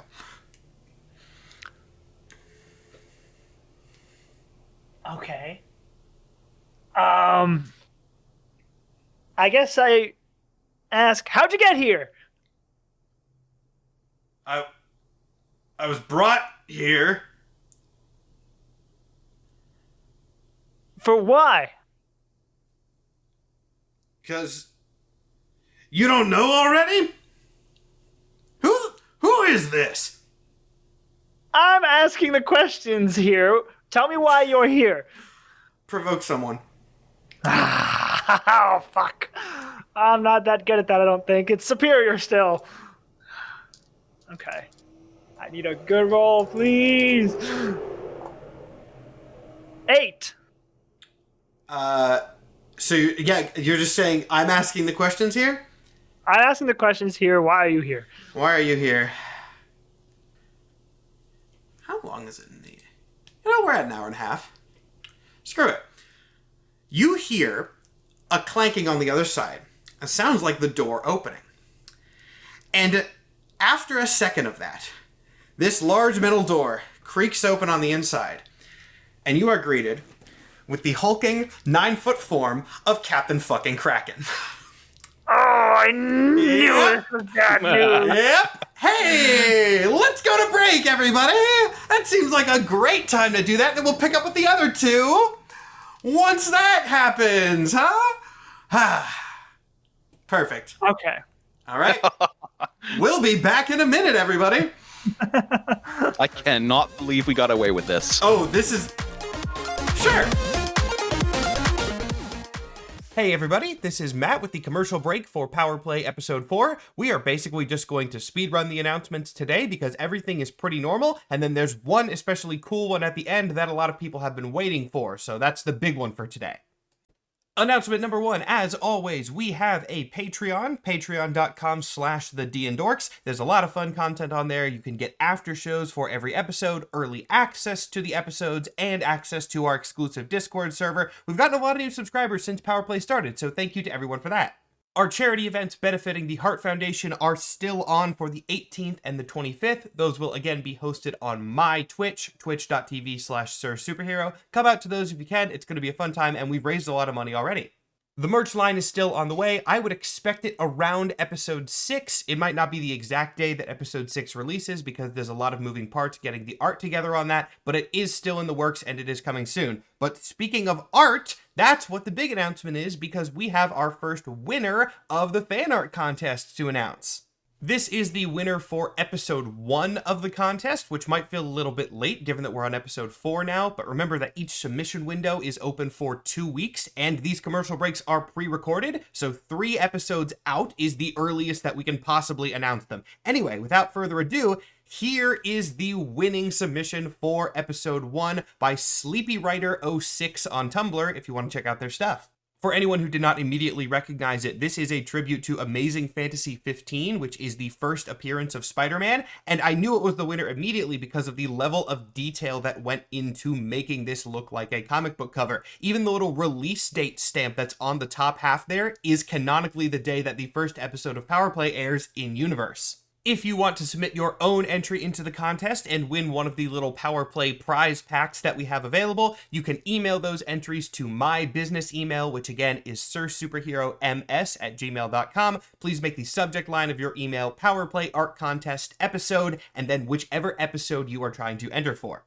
The entry period for each episode is 2 weeks after the episode airs. So as of today, the entry period for episode 2 has closed, but entry is open for episodes 3 and then today's episode 4. And with that highly anticipated announcement done, that's all we've got for this week. So let's get right back into the episode. As always, thank you for watching. All right, everybody, we are back. And we are going to start back up, not immediately where we left off. We are going to go to the other 2 heroes in our party, that being Danny and Rebecca. Everything's fine with your friends. Nathan and I take our headphones off? I don't actually think you necessarily need to. I feel like there's... My sort of rule is... I can't explain my reasoning because of... Right. No. Short answer is no. This need might your headphones on. Somewhat less classified than what you two are doing. I'll leave it at this. If you're splitting up in the hero complex, you're going to have to take your headphones. That's just a sort of ground rule right now. This is information that will be probably shared immediately to everybody. So, you two, and Nikki is also with you so that you have somebody who does know how to do math. You guys are, I believe, going to check out the other areas and try to triangulate, but if you want to try something else or do something specific, you have free reign right now. Oh, I'm excited to go to the other bars. By all means, stall for as long as you want. I'm sure our viewers aren't waiting on the edge of their seats for anything at all. Hey, Nikki, Danny, is today just like a really great day? I feel like we should take a slow stroll to all these places and just enjoy the day. Oh yeah, we should go Yeah, get I some haven't sushi. been... Oh my god, I could go for some sushi. I haven't been in this part of the town for so long. And aside from the smoldering buildings, it's really nice. Yeah. Yeah, that's true. Let's not forget some sushi while we talk about it. And Yeah, what's everybody ordering? I love the like spongy egg roll that you can get. Mmm. Excellent. Was there something we were Spicy supposed to be tuna doing? roll. Oh, right. Yeah. Investigation. I figured we'd have more brain cells going into this investigation than our last investigation, but we get distracted easily. Yeah. Oh my god, so easily. And no one's egging you on at all. At the You guys second know they still have a location- Toys R Us in this place? What? In this part of town? Yeah, I know, right? It's near enough to Canada, there might be. By the way, I'll say this sort of as you're en route to the next bar that was destroyed. Rebecca, sorry, we were talking about pinball in the break and I got distracted. Rebecca. So sorry. No, that's not your fault at all. Your air tag has stopped moving at this point. I don't know exactly what the timing on that would be. I'm not going to distance this out unless I have to for any sort of story purposes. But at some point along this journey, your air tag does stop. I'm gonna open up the little app for it and take a screenshot of the map, and I'm gonna be like, yeah, here we go. We found network space to Danny and Nikki. Who probably should not know. That seems suspiciously easy. Because he's not actually hiding anything from us. I mean, Probably. but like the car windows they're like tinted, right? Like, But that's for our protection. And the protection of his employees. it's one-way tint though, right? The one-way tint definitely exists. I work on cars. Oh, that's true. That's actually more common than. We should probably figure out where these scorch marks triangulate now that we have that piece of information. Now, I will add this just for the clarity of everybody here. I don't have like a graphic showing the location of this AirTag right now because, as I said, I wasn't entirely sure what you guys were going to investigate today. It is on the edge of the bay up towards the north side of it. Still like in Seattle, but kind of like west of the Space Needle, like roughly that sort of area. Let me real quick look up a map of Seattle to make sure I'm not screwing myself over here, but I believe that was or a good description of where I intended this to be. Yes. Yeah. That's a fine place for this to be. So, you get to this second bar. This one is continuing the pattern of these are going to get more repaired as you go along. This one is actually, the outside of this one looks entirely repaired, but it is not yet open, right? There's a big banner on the front that says, like, reopening soon.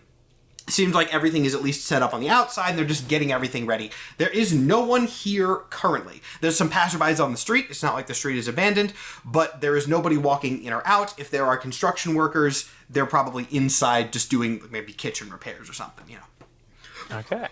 And I'm going to look for burn marks on the ground. Yeah. Go ahead and give me an assess the situation check.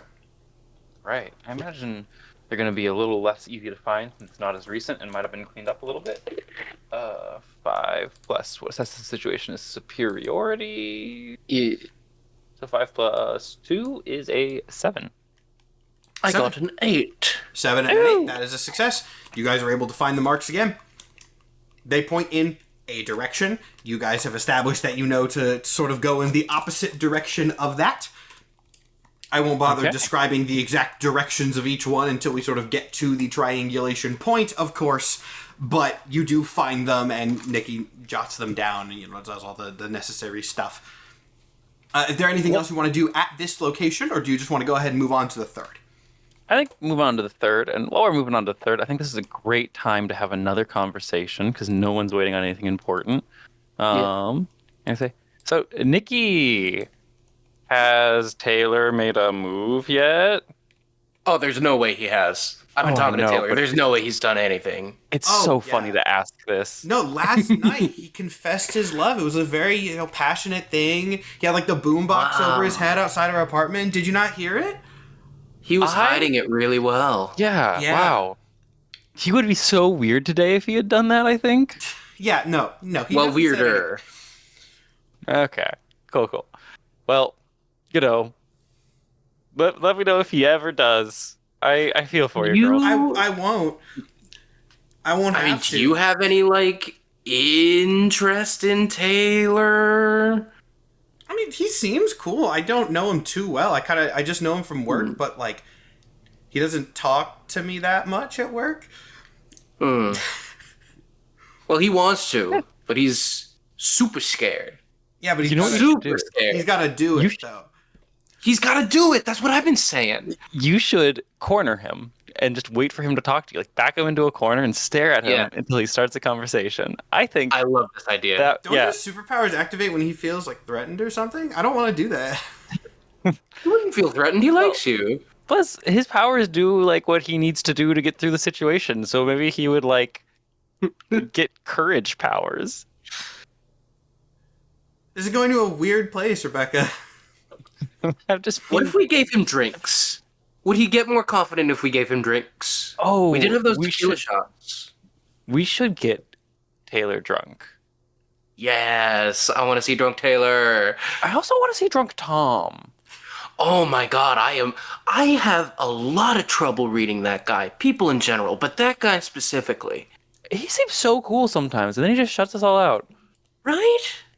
Yeah. I mean, it kind of It's makes really sense sad. with like the shadow powers. Like, I'm not gonna lie, I don't mean any hate. He kind of gives me the creeps. I mean, the guy that you were fighting last night or the couple nights ago, he was a shadow man too. I don't know. That's kind of a bad track record with weird shadow magic guys. I don't know. Yeah, but if there was anything bad with his powers, he would tell us, I think. Yeah. I mean, he doesn't seem like a very open guy, but he also doesn't seem like a guy who would like use powers for evil. My powers look weird. You had to tell me to Powers are stop being slime. transparent at home. That's true. I know what you wanted to call yourself before I told Ah. you absolutely not. Oh, Your we powers should. are slime. We shouldn't Which- bring that up. We No, don't what need you to. were- What? Hey, wow! I can't believe we're Nikki here waves at us. already. Do they not know about this? They don't, and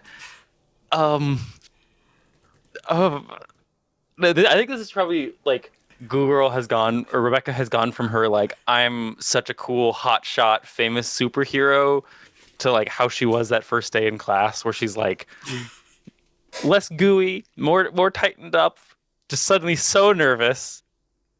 No, they don't. It's fine.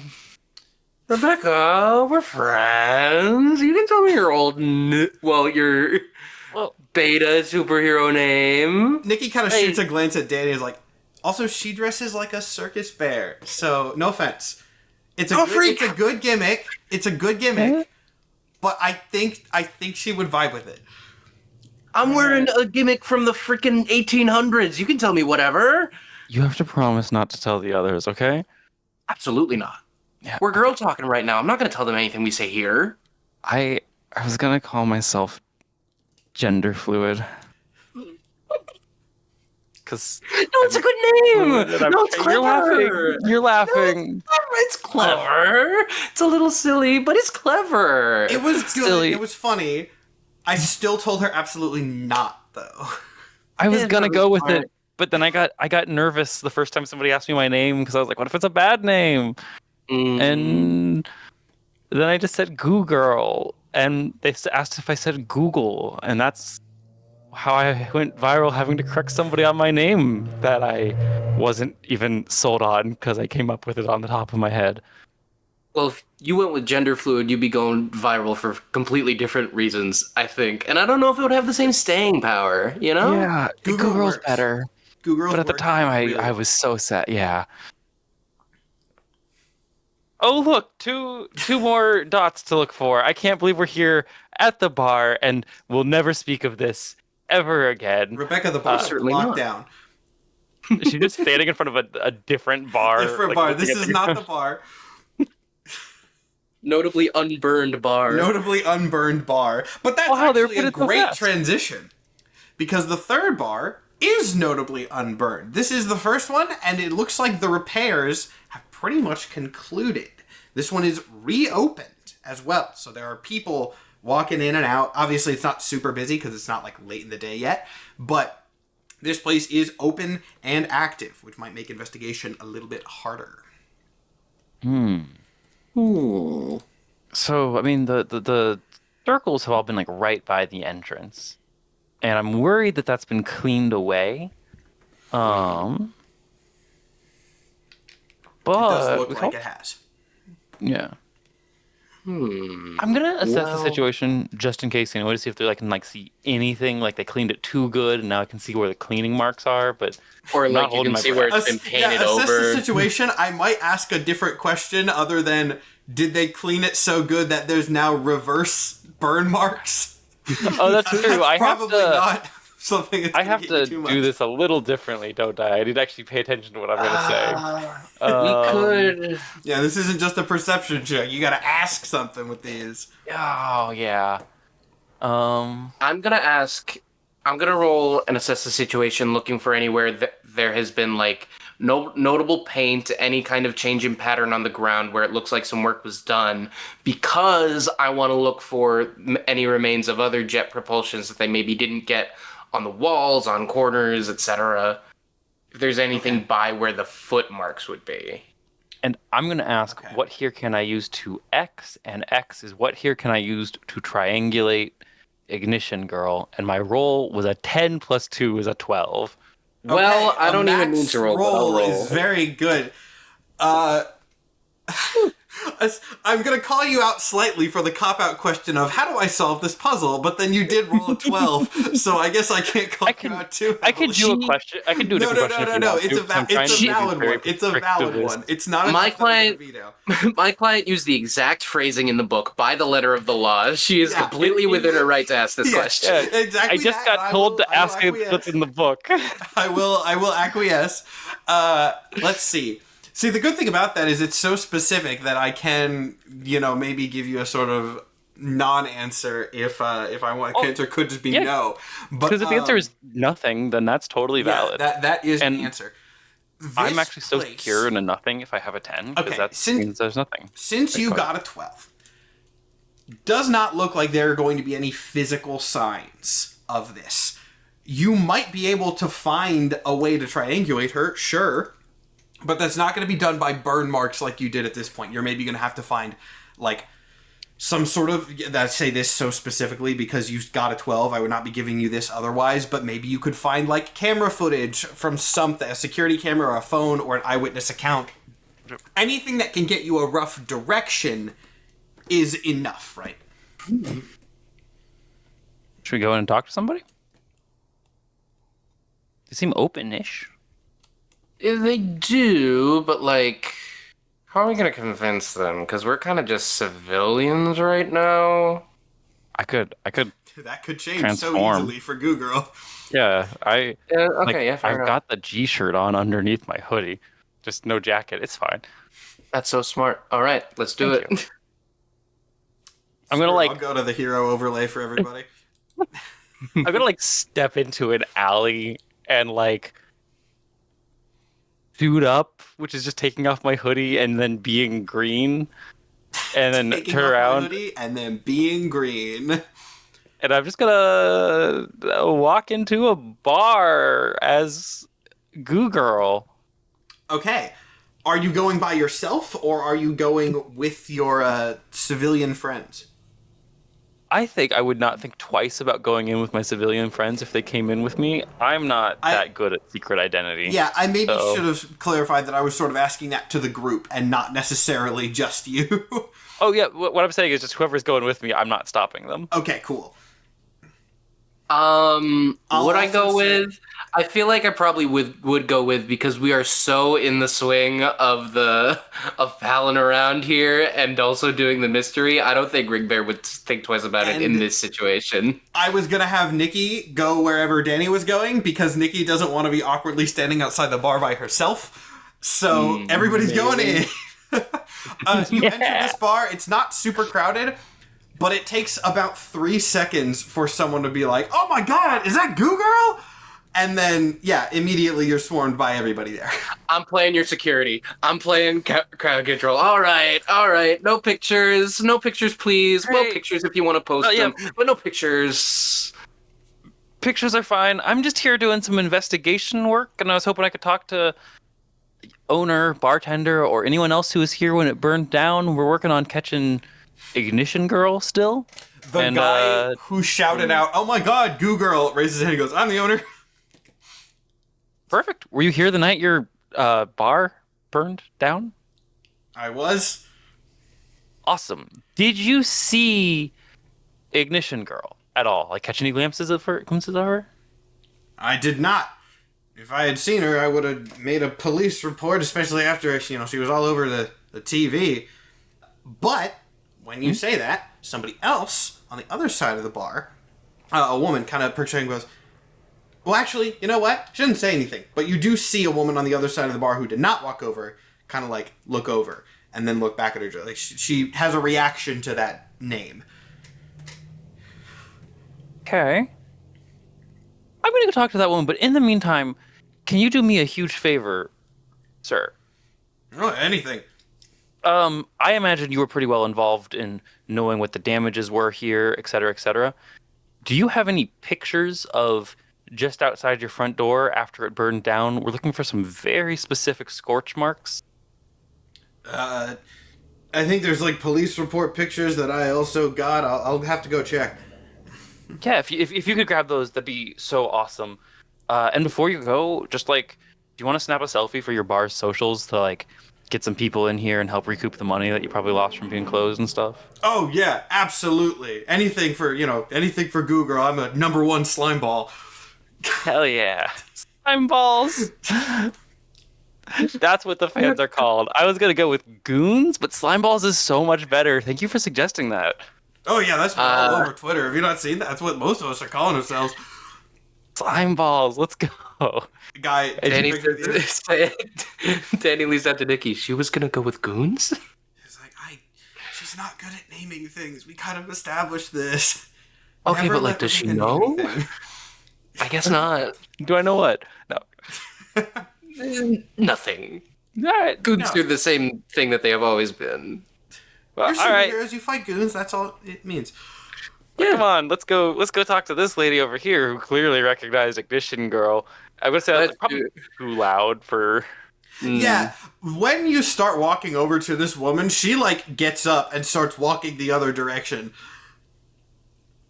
Hey, hi, I want to talk to you. Hey. She starts walking away faster. Should I apprehend? Boss, should I apprehend? She hasn't done anything, and there's a lot of cameras here. Excuse me, lady who's running away. We just want to speak with you, and I really don't want to spray you with goo. One of the people in the audience goes, "Spray her with goo!" All right, calm down. And slow down on your drink, sir. It's 3 p.m. All right, I'm gonna... Fuck you! I'm gonna do a star move. All right, Danny gets into a bar fight while Google continues the investigation. I'm gonna do a... Oh, go ahead. Oh, no, you go ahead. I was gonna say, I'm gonna do a star move called Time for a Show and put on a flamboyant display of my powers. Cool, I love that, because I was gonna say she stopped, and then you interrupted me to say you were gonna do that. So shit. Absolutely, go for it. I'm gonna launch myself in front of her with like a goo jet below me and like launch and flop, not land, but just flat. The way Goo Girl does land all the time. Okay. For this, it specifically says for a flamboyant display of powers, roll superior and on a 7 or 9, name a present NPC. On a 10 plus, name 2 NPCs that are present. The named NPC must either volunteer help or information or express admiration. GM's choice. On a miss, your display catches someone watching in the wrong way. So, a little risky. Ability. Go for it. That is a 6 and a 5, plus 2 on superior is a 13. It's better than last time, dear lord. Okay, yeah, what's your effect? Yeah, so it says you get to choose how this DM, or how this person helps. And I'm not going to choose 2 NPCs because I don't think there's another NPC here we need help from. So I'm just going to choose this lady. And she can either volunteer help, volunteer information, or express admiration for me. She's not going to express admiration. You immediately get the sense that this woman does not like you. She goes, okay, fine. What do you want? Just stop that. Kind of like peeling myself up off the ground. I'm sort of just like, ugh, hi. You looked like you knew something about Ignition Girl when I said that name, and then you started running away when I came over, which like really makes me think that you know something. Because like if you had just said, "Oh, you recognize the name from like the TV or something, I probably would have left it at that. But like, this was a bad play. The woman pauses for a second, and you can kind of tell she's like weighing options in her mind, and then she sort of just sighs and goes, "Okay, yeah, fuck it. What do you want to know?" Do you know her name? I don't know her full name. I didn't know her that well, but her first name was Satya. Satya. Satya seemed scared when we fought her. Does she seem like the kind of person who would be burning down bars for fun? Or maybe she was in duress and needs help? Well, I met her shortly before she burned down this bar, so I can't see. speak to whether that's a super common thing that she does. Okay. Do you know anything else about Satya? I know that we became quick friends based on not liking you that much. And this was before I fought her. Mm-hmm. If you remember, we'll do a callback to episode 2. Ignition Girl got specifically enraged because Goo Girl got up on stage and started shouting. So she doesn't like me. Did she say why she doesn't like me? Did I do something? You're gonna have to give me. I think your star move has run its course. You're gonna have to do a provoke. I'm also gonna give myself insecure in this situation because I'm so used to having fans. Mm-hmm. And this has caught Goo Girl off guard. As a provoke, I'm rolling superior again, which has been really good. I'm gonna roll these same 2 dice because they have been fantastic to me tonight. And I've rolled a 6 and a 2. God, that would have been too funny. No, the dice that gave me 2 1s are sitting over here in timeout. Yeah, so, a 6 and a 2 is... That's a success already. I don't know if you have enough pluses to get it to a crit. It's superior, so that's... What is 6 plus 2 plus 2? I should be able to do this math. Somebody bail me out before this gets embarrassing. You have to say it louder. It's 10. 10, thank you, It's 10. a 10. Okay. Thank you. That is a crit then. Wow, you're on fire for this encounter. So you actually, I believe, let me double check this here, but you do get to sort of choose what that. So you can either take a +1 to the next roll against them. You gain a critical opportunity, which in this case I'll just kind of say she says information that you want, or you gain influence over them, which would be a weirder one. So I'll kind of make the decision of how that works if you choose it. So just sort of be warned. But I don't think I'm going to be getting influence over this person if they explicitly don't like me. So I'll take the +1 and the information. okay, I don't know if I'll be rolling against this person again, but they don't seem receptive to me. No, they don't seem particularly receptive. So the question was just why.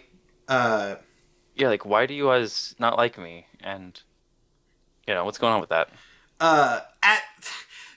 To some boos from the people who are still watching in this bar, as this one kind of looks around and comes with, I just think you're annoying. Satya thinks you're entitled. Oh.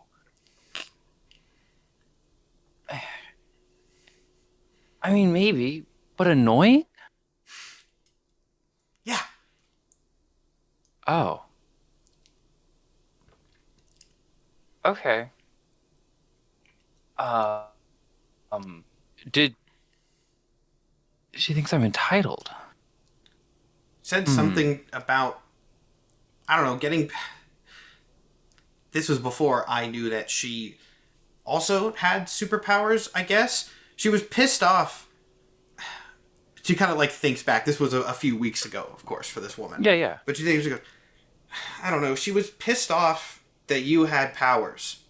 And I guess I thought she was just jealous because you had powers and she didn't. But then she apparently also had powers. So I don't know why. And I don't really want to help you out anymore. Yeah, no, that's fair. I mean, I'm not a cop, so I'm not gonna like try to detain you against your will or anything like that. You never have to talk to me if I've you don't seen want to. so many videos of you detaining people with goo all the time. Yeah, but I'm not. She's gonna like look at Nikki and be like, "I'm not a cop, right?" Nikki, not like speaking, sort of standing off to the side of the room, kind of like shakes her head and then shrugs a little bit. You get the sense of just like, I don't know what you are, but not that. Yeah, this one's gonna fucking stick with me. And I think she like is just no longer paying attention to the annoyed woman in front of her. In that case, she's gonna leave. If yeah, there's an that's totally opportunity, she's going to leave. To another crowd of, or another chorus of boos from the slime balls that have surrounded you. All right, leave the woman alone. She's entitled to her wrong opinion. She's okay. No booze. No harassment. Did you say I'm entitled? What? Man, let's get out of here. Let's get out of here, boss. Okay. Yeah, let's just grab those papers from the bar owner, and I am gonna. Oh, we should ask about security footage. Yeah. Hey, I'm gonna. Yeah. Let's do that. Yeah. For the sake of time, especially, I will say that we don't have to role play out this whole scene. This guy does, through a combination of some police crime scene photos and security footage, get you the directional information that you need to triangulate this. It's going to take some time to do the math because these are just like 3 different points in the city with scorch marks as the directions. They're not perfect, but you do have that information. Then that will sort of be revealed as we go, or once some time passes. Unless you guys specifically want to do anything else with this interaction or each other, then we will cut back to the totally fine friends. I think before we go, Danny would like check in on Goo Girl, who was clearly rattled by that. Like, hey, she's just some person. Yeah. But that's 2 people who found each other that think I'm annoying and maybe entitled. And you got hundreds of thousands of people that haven't even found each other that love you. So by the law of averages or whatever, it's gonna happen. Yeah. And millions, by the way, but yeah. Well, Yeah, you're right. Yeah. Yeah, Well, sorry, that was petty. That's me being insecure. No. You are celebrating your success, and you deserve to do so because you've worked hard for it. Yeah, I'm An entitlement, as if you've had it easy. That's true. I am a trans woman in 2025. Last year was hard. And You're now goddamn I'm right. a cool goo woman who fights villains, which is, I want to say, is hard and traumatic, but has actually been a lot of fun for me so far. We do some pretty cool stuff. Yeah, we do some really cool stuff. It fucking rules. I think she's tearing up thinking about how cool her new job is. And Let it out. Feel it. Oh, Ring Bear already has influence over me. I was about to say, I think Ring Bear is going to get even more influence over me. But now, yeah, I'm feeling good. Thank you. Yeah. I'm still leaving that insecure check mark, though. That's one we're going to talk to our Not that therapist good. about. Also, double points for world building for remembering that this takes place in 2025.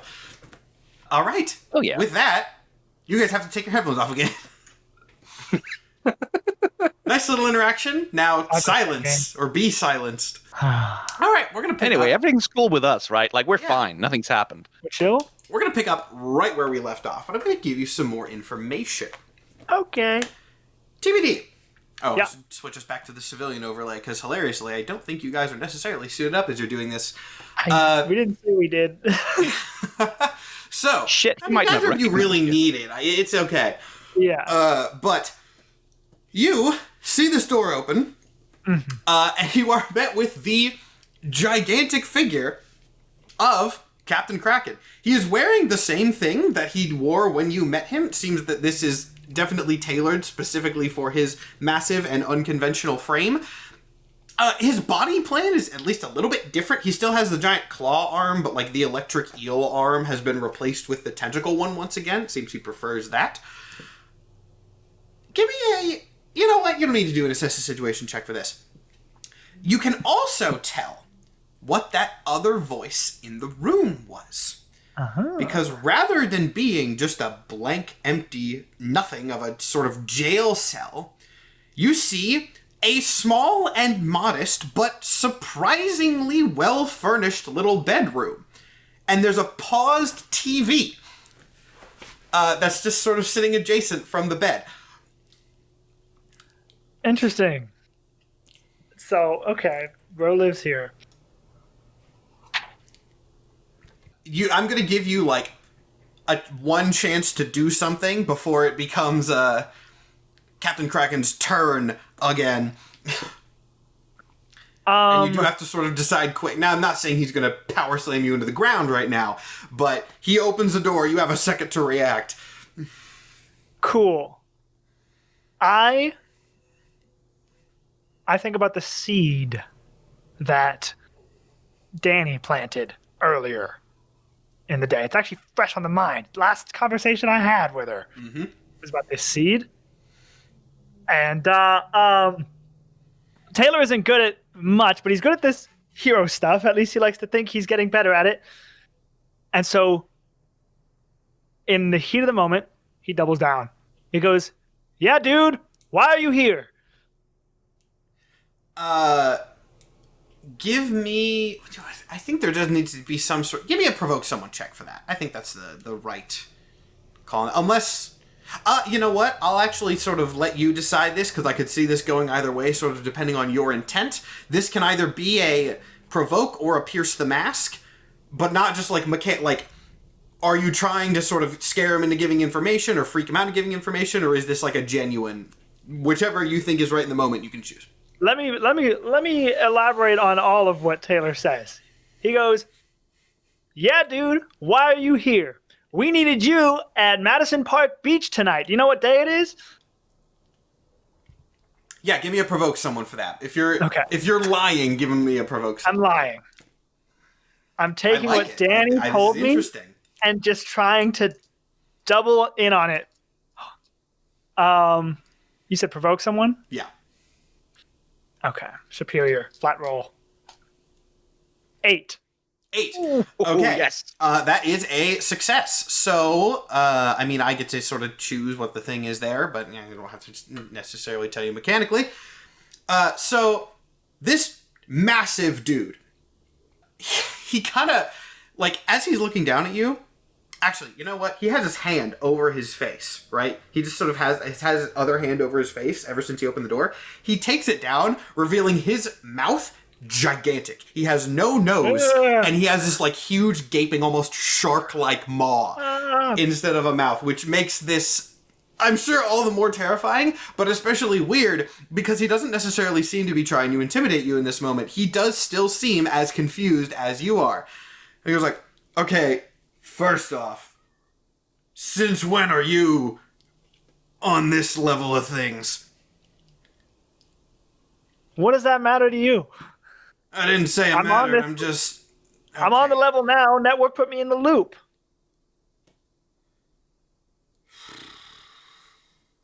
You? Not the slime one?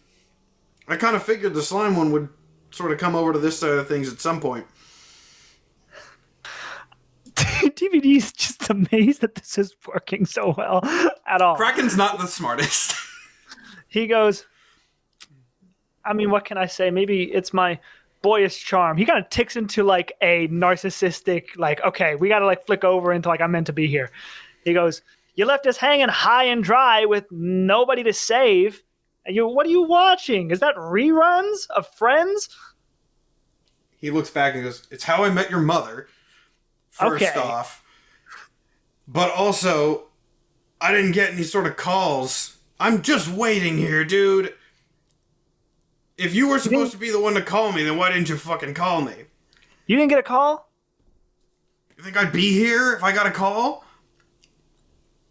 Damn. All right, I'll have to talk to Network about that. I guess it wasn't your fault. Sorry for blowing up on you like that. Yeah. Anyways. Is that it? Yeah, I guess I needed to come down here and figure out what the hell was going on. Kind of seems like you so didn't, but okay, whatever. We're spending so much money on this whole operation, and we still got clunks and bumps that we're running into. Look, you just tell Boss Man to keep his fucking promises. And then he starts to close the door. You got it. and I slams. leave. And door slams, and a second later, you hear Barney from How I Met Your Mother talking on the other side of the door. I leave, and I just go all the way back, all the way out. Give me all the way out of here. Okay, cool. Yeah. No escape. I mean, Barney is necessary. appropriate because that was legendary. Yeah. Excellent. All right. You rush back out. You see, I could do a roll to see how well Tom continues to distract this guy, but I'm not going to bother. This has gone so well. I'm not going to throw another wrench into it because, Yeah.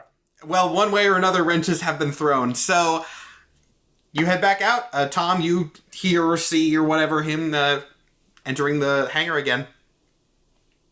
Yeah, and I think like we sort of like have him like drop the key card on the floor and be like, "Hey, you dropped this." Yeah, exactly. That's exactly. I was like, I got my keys. By the way, dude, and I pick it. I bend up at his feet. I think this is yours. Oh, shit. Thank you. How'd you get your Anyway. keys? Wasn't it in one of the cars? He kind of looks up at the vehicles which are above your heads. It was in my pocket the whole time. Oh, because you were tracking it on your phone. That makes sense. Right, Because it was on your phone, it was always showing it was below. You fucking dumbass, because it was just I know, down. dude. Okay. I Dude, get it. really? Come on, we spent I'm so sorry. much I time know, I walking wasted all the your way down time. here. It's And at least okay, they I got to be wasn't a doing fucking anything tank. Do you know anyway. they have a fucking tank down here? Not a tank. Yeah, they have a tank. I don't know if the cannon works, honestly. I've never actually shot it because it's a tank and I'm not going to shoot it indoors. But hey, if you guys ever need to shoot like a kaiju or something, actually, I hope there's not a kaiju. That'd probably be bad. But if Oh there is, man, if tank. kaiju's are real, that's gonna suck. There was the fish guy. That's Yeah. kaiju adjacent. Anyway, dude, actually, you can help us. We kind of need to get out of here now because we got an appointment somewhere else. Is there a car ready? Yeah, I mean, we'll have to go back to the top, but I can get you one queued up. Dude, you are a bro. Love you. Takes you back to the top. There's a car queued up. Sweet. All right. I guess We get the hell out of there. Back to campus. Yeah. Okay. We'll signal the others to come back, and then we can figure out where you guys are going to rendezvous again. They both died. Yeah, we're both dead, unfortunately. So you're on your own now. So Prophecies do come true. I wonder think who- what happens is I ditch my network phone at my dorm, and then I text the group chat. I assume I'm still with Tom at this point. Like we don't Yeah. separate. Yeah, unless you But wouldn't I text the group specifically chat. Meet at Ephraim's immediately. Okay. All caps. Yeah, we definitely don't discuss this while we're in the network car. No, note it. not at all. I It would is heavily silent. assume that you guys are going to be smart enough to figure that out. I was too scared to even text about it on my good phone in the network building. Okay. Yeah. I mean, I guess we leave our network phones behind for Ephraim's, like we agreed to. And you all arrive. You guys barge in at once or very sort of in quick succession. And Sammy kind of looks up and goes, "You guys here for pizza? Or are you guys here for..." Secret base stuff. Although I will absolutely take a large pepperoni. I'm going to slap some cash in them. Pizza Actually, you know and what'd be secret great? base stuff. Okay. You're in your secret base. Communicate. In a secret base, pepperoni, pizza in hand. Yeah, and like Tom at this point, okay, dude, what the hell did you see? Because you seem freaked out. Danny.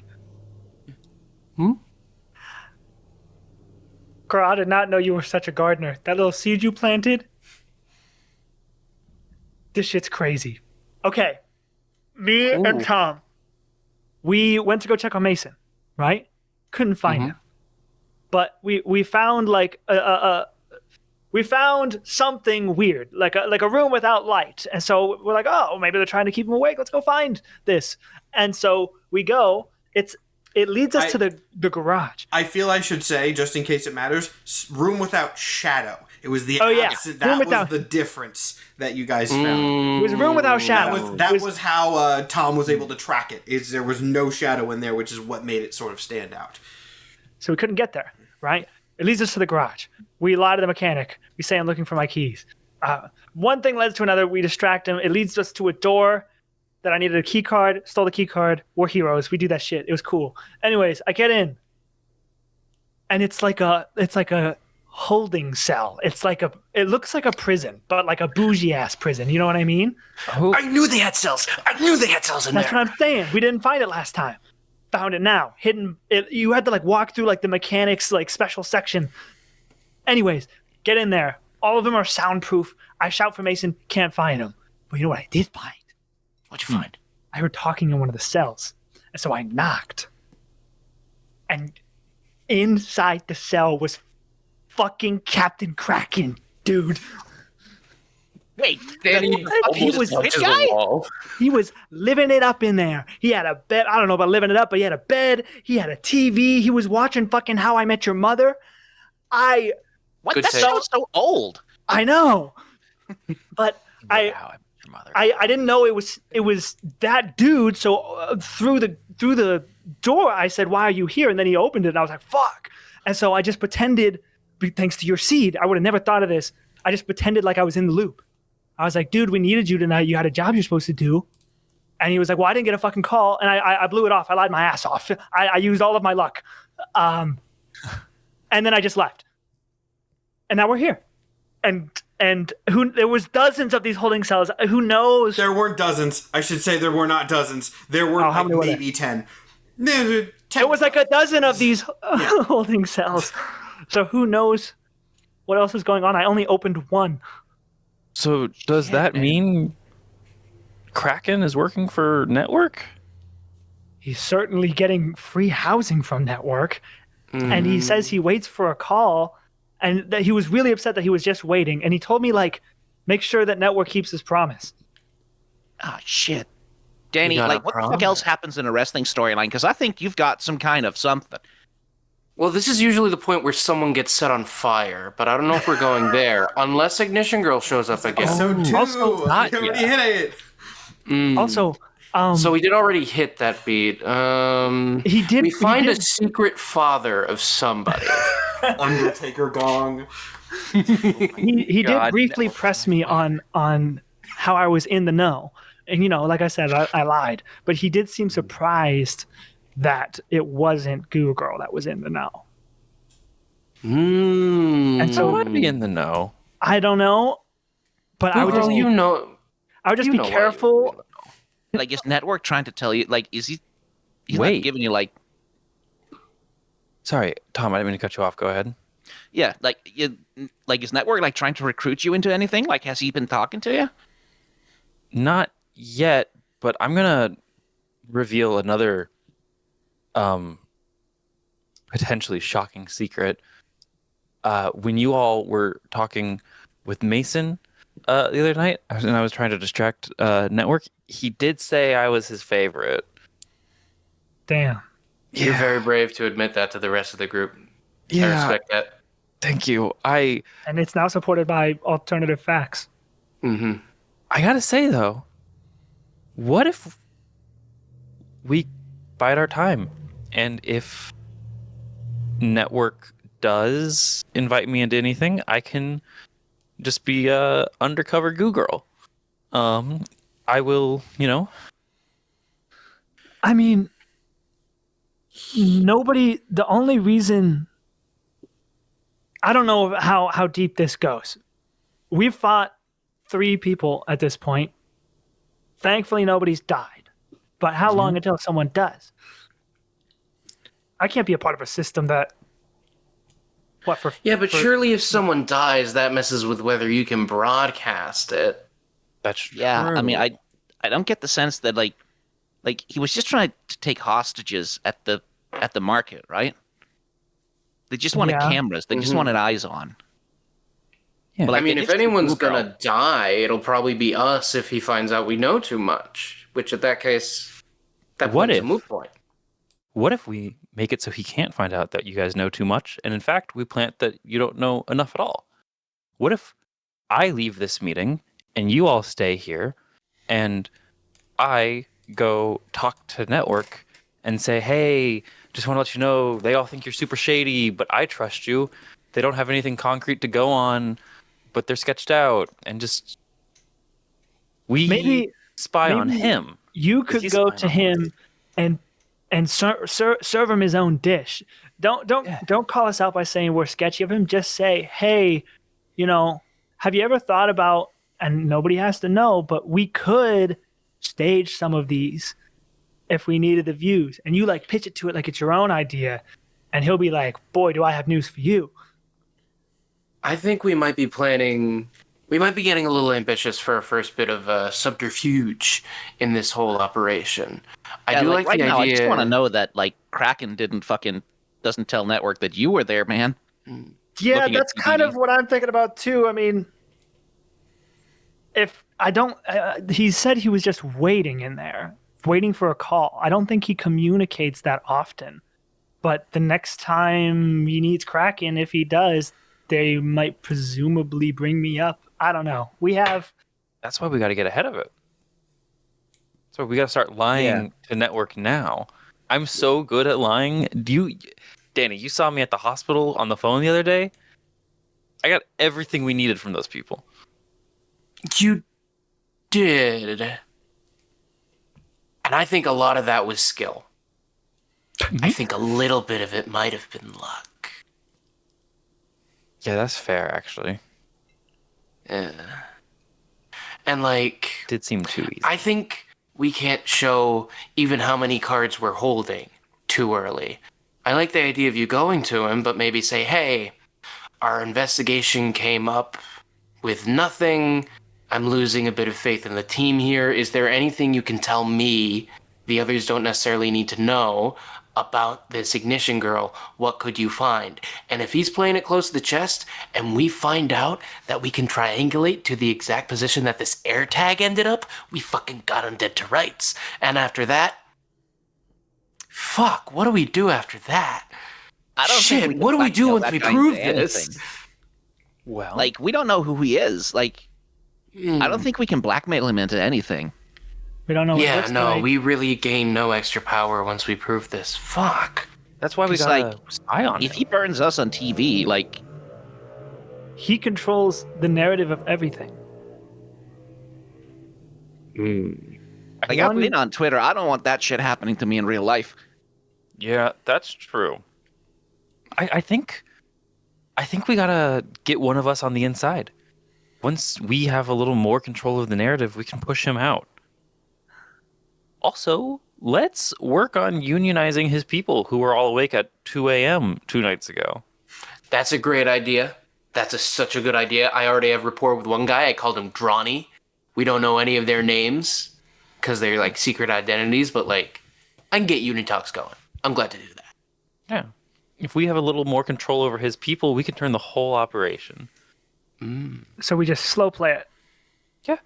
Bide our time. I'll What buddy up happens with when the Network next more. What happens when the next villain comes about? We do Like, our job. We fight the villain. Yeah. We save people. Yeah, like, if he's only sending one of them at a time, I'm happy. I don't want to see you, like, what you said he had, like, a dozen cells. Like, if he throws all of that at us at the same time, I don't think we're going to make it, man. Yeah, but what happens if we're not there? If he throws all of them out at the same time and it's, I don't know, some less experienced superheroes that he replaces us with? Or no one, just footage of supervillains fucking shit up and then Network going, where's Umbra, Goo Girl, Ring Bear, and TBD? How come they quit? Yeah. Then we fight as vigilantes. But you want to Batman this shit? If we got a Batman this shit. Oh, I could do Batman that. without the money, granted, but Batman this shit. I could Yeah, absolutely do he's got a cave, we got a pizza place. I don't know. Then we'll be the fucking Teenage Mutant Ninja Turtles. They had no TV show or governmental body that they answered to. They just fought crime. Yeah, Had a they were also rat. ninjas, though. So, like, We need to isn't get it a weird rat. Isn't that weird that we're the only superheroes, by the way? Like, if he's got, like, 12 villains, where's all the other heroes, man? Well, this is clearly a crazy guy who was thinking about all this before superpowers even came about. Like a zombie prepper. Once the apocalypse finally came, it's like, oh fuck yeah, the 1% chance I was setting all this up and it came. Yeah. That's true, because he put this together fast. Mm. I'm just saying, we gotta be able to find some other heroes, right? Like, some people Network hasn't gotten to. Certainly superpowered people. We could build our own network. Oh, I like that. That's nice. Yeah. Thank you. So All right. we just wait it out then. Cautiously wait it out. And maybe we try to help more people like Ghostlight. And when we do, Yeah. we don't bring them to network. Never Yeah, found him, by we the never way. found him. Like, I guess we could just ask Network. Like, if he doesn't suspect anything, like, but Yeah. shit, What? we do need to get him out of there. Like, I don't fucking want to leave Ghostlight with that guy. But then on the other hand, where the fuck else could he go? I'm telling you. Boat. I don't know if anyone else has the resources. Like, I think Network's the only guy who knows enough about superpowers to even help him. We'll get our own informational network, and we'll do it on a tight budget. You know what TV show shit we gotta do? We gotta get one of those radios, and we gotta get into the police radio signal so that we know when shit's going down, and if any superpowered individuals appear before Network knows. Now, Network might know before the police. Now that I say it out loud, but it's something. That's Yeah. why we work his people. If his people are working for us, we have his resources. If we know True. things before network, using his own network, we can I do mean- so much. I mean, That's true. just one problem. How the hell are we gonna pay him? We let network keep paying them, and we hope that they Hope do we the find right a morally thing. good person.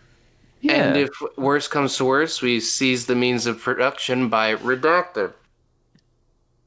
For sure. that yeah. seems a little aggressive.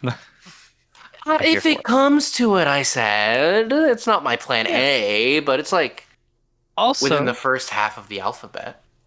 I am pretty sure that if we take down the supervillain in charge of this company and we work for this company, as the contracts will say, that there's a line of succession and one of us will be in charge, right? That's how. I mean, we don't we don't even have a real contract yet because he can't, because he's scared of the IRS. So I don't know. It's true. Also, he could name a villain in the line of succession if he's working with them. Oh my God. He's afraid of the IRS. I know how we take down network. Oh, are we going to the government? I don't want to go to the government. We get our contracts and we go to the IRS and we get them arrested for tax fraud. The whole thing falls apart. It's like Bonnie and Clyde. Okay, but then what happens to our money? We get a few paychecks and then we go to the IRS. They would take the give them for paychecks. We wouldn't get to keep those. It's not about the been money, it's about loving doing the this right whole- thing. This whole scene has been so great because I just get to hear your planning and thought processes in real time. This is so fun, and now my brain is cut to the Gravity Falls Grunkle stand because I regularly commit massive tax fraud. It's about You're not going to be able to. to keep the money. We should keep the IRS out of this. Okay, that'll be our last. If people start getting hurt, we go to the IRS. let's This is call gonna that be a Plan deep Z. cut TikTok reference. Plan If Z you is guys go to the IRS. IRS, I'm gonna have to bring Nikhil Clayton in and do a cameo as an IRS guy. Okay. I'm kidding about that, by the way. I do not guarantee Don't they're going to the make IRS. it happen. Do it. If you go to the IRS, I will. You should order a cameo and give him 5 canned lines and just work the scene around that. I don't have to order a cameo. I'll text him. I'm not paying him for this. I think D&Dorks cast members should talk about unionizing with Matt speaking like that. We're a real company now. But first we gotta loop the IRS in. Hey, let's get back to talking about my fictional evil man. I have a question. No. Am I able to? So at the beginning of all this, fucking network had influence over me, and now my opinion on his character has been rattled. Do I lose influence, or do I have to work for that? There's a check for it. We'll do a mechanic here that we haven't gone over yet. There is a thing. If someone has influence over you and you would like them not to, you can use the special move Reject Someone's Influence. When you reject someone's influence, roll on a hit. You successfully hold to yourself, tune them out, choose one of the things, And then on a strong hit, choose 2. But here's the thing. If you miss, then you mark a condition and I get to adjust your labels. Wow. And also, because like there being is not unable a to bonus reject on their this. influence. Yeah. Oh, that's clever. Yeah. So you can try to reject their influence, and if you hit, then you can. I think. But I if think you I'm pretty rattled. if you miss, Suddenly- then I get to screw with you. Suddenly, I'm not part of this holy sort of company that I thought I was. I'm a part of some weird corporate scheme. It does make sense that out of any character, you who actually saw Captain Kraken face to face in there would be the one. So yeah, I think there's enough narrative reason.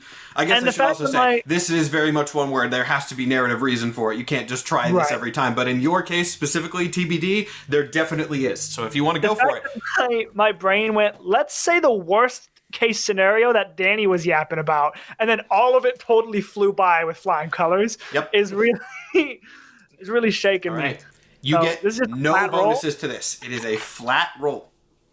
Wow. I'm used to working against the odds. And there is bonuses for crits, for what it's worth. It is a full 3 stage. So good luck. Be a hero. I I believe in want to you. be a hero. 4. Ooh! That's bad. That's not good. That's not. That's Oh, not yeah, that's My luck. I did say I used all my luck. That's Yeah, pretty yeah. bad. better than being dead. Okay, so Man, you we've been mark a killing it condition. with the foreshadowing. You do get to choose what condition you mark. It is not that one is not up to me, but I get to adjust your labels. Now I will have to necessarily look at those to see exactly what they are currently. But what I'm thinking, and tell me if this doesn't work, I think logically, you're trying to figure out, you're that's the thing. You thought you were being a hero and you thought you were being good, and now you worry that you're wrapped up in this sort of larger scheme beyond your control. So I think shift mundane down and danger up. Okay, and I'm gonna give myself the guilty condition. All right. So my danger goes from a -1 to a 0, and my mundane goes from a +2 to a +1, and I am now guilty, which is a -2 to provoke someone and assess the situation. Guilty, minus mundane, plus danger. We'll see how that affects things going forward. Now, Does that ever go away? you can shift your labels back. It's not like... No, I mean the condition. Yeah, it functions like any other condition does. If you have a reason to get rid of it, it does. But this is also, like, it is worth noting, this is something that could be done, like, in combat as well, right? Like, if you're say, like, are confronting Network directly, and he has, like, a giant robot suit that you're fighting him in. He doesn't and never will. Like, he could do some big dramatic speech, and you could try to reject influence during that. And that's why it does both, is so that it can function, like, in combat and out of combat. I am willingly giving myself the guilty condition on this overarching arc of the campaign, so I do not feel like this is gonna go away very quickly. But that's fine. This is one that is probably going to last a little bit longer, just narratively. But that's cool. I like the failed reject influence. That's a fun little mechanic where I get to screw with you guys. Is anyone else trying that? Yeah, is anyone? Like I said, you have to sort of give me a narrative reason for it. I think Danny probably would, because you were the one who was suspicious in the first place. I don't think most of Tom's Tom's crisis right now has to deal with Ghostlight, so that wouldn't affect. And I think Goo Girl is still wrapped up enough that it would not. But Danny, I think you have a narrative reason to. Now I should note also, remember, it can be gained back. This is not permanent loss. Right. But That is an 8. an 8. All right, that is a success. So technically, you do have options here, which again I'll read out for the purposes of mechanics. Option 1, you can clear a condition or mark potential. That's a leveling up thing. So basically, you can clear a condition. You can shift your labels, 1 up, 1 down. Or the one that you pretty much do this for is cancel influence and take +1 forward against them. Now, notably, I guess that is for the scene.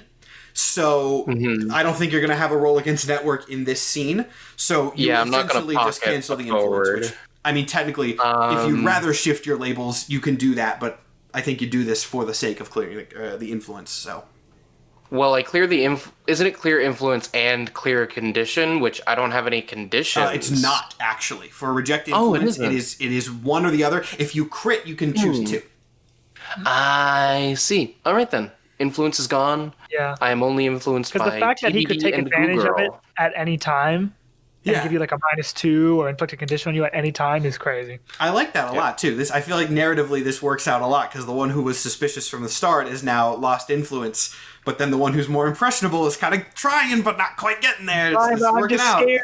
It's working out narratively. I do like that influence is like you can't just decide someone doesn't have influence over you anymore. It's like an emotional thing. Yeah. Dude, this is more after show talk, so I'll keep this as a nice quick thing, but the more we play this system, the more I really, really, really love it for like emotional focused storytelling. God, it puts those into mechanics so well. But we'll talk about that more in the after show. We still have a little bit more of scene to do. So, influence has been cleared on Ring Bear, not on TBD, but the scene is still going. So continue with whatever your planning is. I think in TBD's head, what's going on now is like he's being told by everyone, we kind of got to slow play this, which is why I took the guilty and I'm going along with it and I'm keeping the influence is the way I'm justifying that. All right. Okay, we have to play the game, and I don't like that, but that's what we're doing. And so I guess so. TBD says, so what? Do we just go home, wait for the next villain attack? Well, first of all, Nikki, how we coming on the calculations? I assume she's been like plugging away. I kind of assumed that Nikki was not here with you since it was sent as like a superhero emergency meeting. If that was the incorrect thing, that was my bad. But either way, she's our April O'Neil. She gotta be here. Fair enough. Yeah. We'll say she's there. Either way, like if you want the calculations, she's not there. You can just text her, so it doesn't matter. Yeah, she gets the calculations, and somewhat unsurprisingly, you can guess where they lead. Yeah, I won't even say it. You're smart. You already knew. Great. But now it's confirmed. Also, I do want to specify one thing. I've said that I tell Nikki everything. Things that we're not wanting Network to know, I'm not telling Nikki those things in front of the phone. I so explicitly need that put out there so later we don't have that Network being like, hey, you guys got a great secret, but Google sucks at keeping them. For the sake of not having you guys say, I'm not doing this in front of the Network phone 20 times an episode, I will assume generally not, especially for like statements like those, like when we're off camera. Yeah, like blanket statement. When we're off camera, I will say things with secrecy. It is fine. Right. I will take that as sort of just a truth going forward. Okay. And retroactively. Especially now that we know all this scum. Yeah. So okay. Well, pizza definitely tastes better when there's good news in the air. I'll say that. Mm-hmm. Yeah. It sounds like TBD kind of went off on his own. Umbra, did you find anything at the hideout? They have a tank. Like a fish tank or a tank with a gun tank. Yeah. Can't grapple that away. That'll be a problem if used against us. I mean, I'm made of liquid, and those things are not watertight. If they use it against us, then I have a tank. You could probably, you could commandeer it. Oh, never mind. I want to fight the tank now. Nikki kind of chimes in from the side as she's doing some more math to confirm calculations. She goes, not to bring down the mood, but like, the 9-foot-tall fish man seemed stronger than a tank. I wouldn't be worried about the tank, guys. Yeah. You didn't see the tank. Cool. That tank is big. For the benefit of the audience that has no visuals, and I mean, there's no visuals even on YouTube, it's a normal tank. Yeah. It's a normal. But hey, you know what? Now that I'm thinking about it, Tom's probably never seen a tank before. Yeah, go ahead. Go ahead. It's still a pretty big tank. Now I'm gonna have to. Hey, what? I see. Here's the thing. This is again breaking the fourth wall a little bit, then we'll quickly get back in. I said that fully as just like, oh yeah, this guy's telling you about the cool stuff in the hangar. Now we have what I can truly only call Chekhov's tank. It's a great so that'll story. have to come back later, I guess.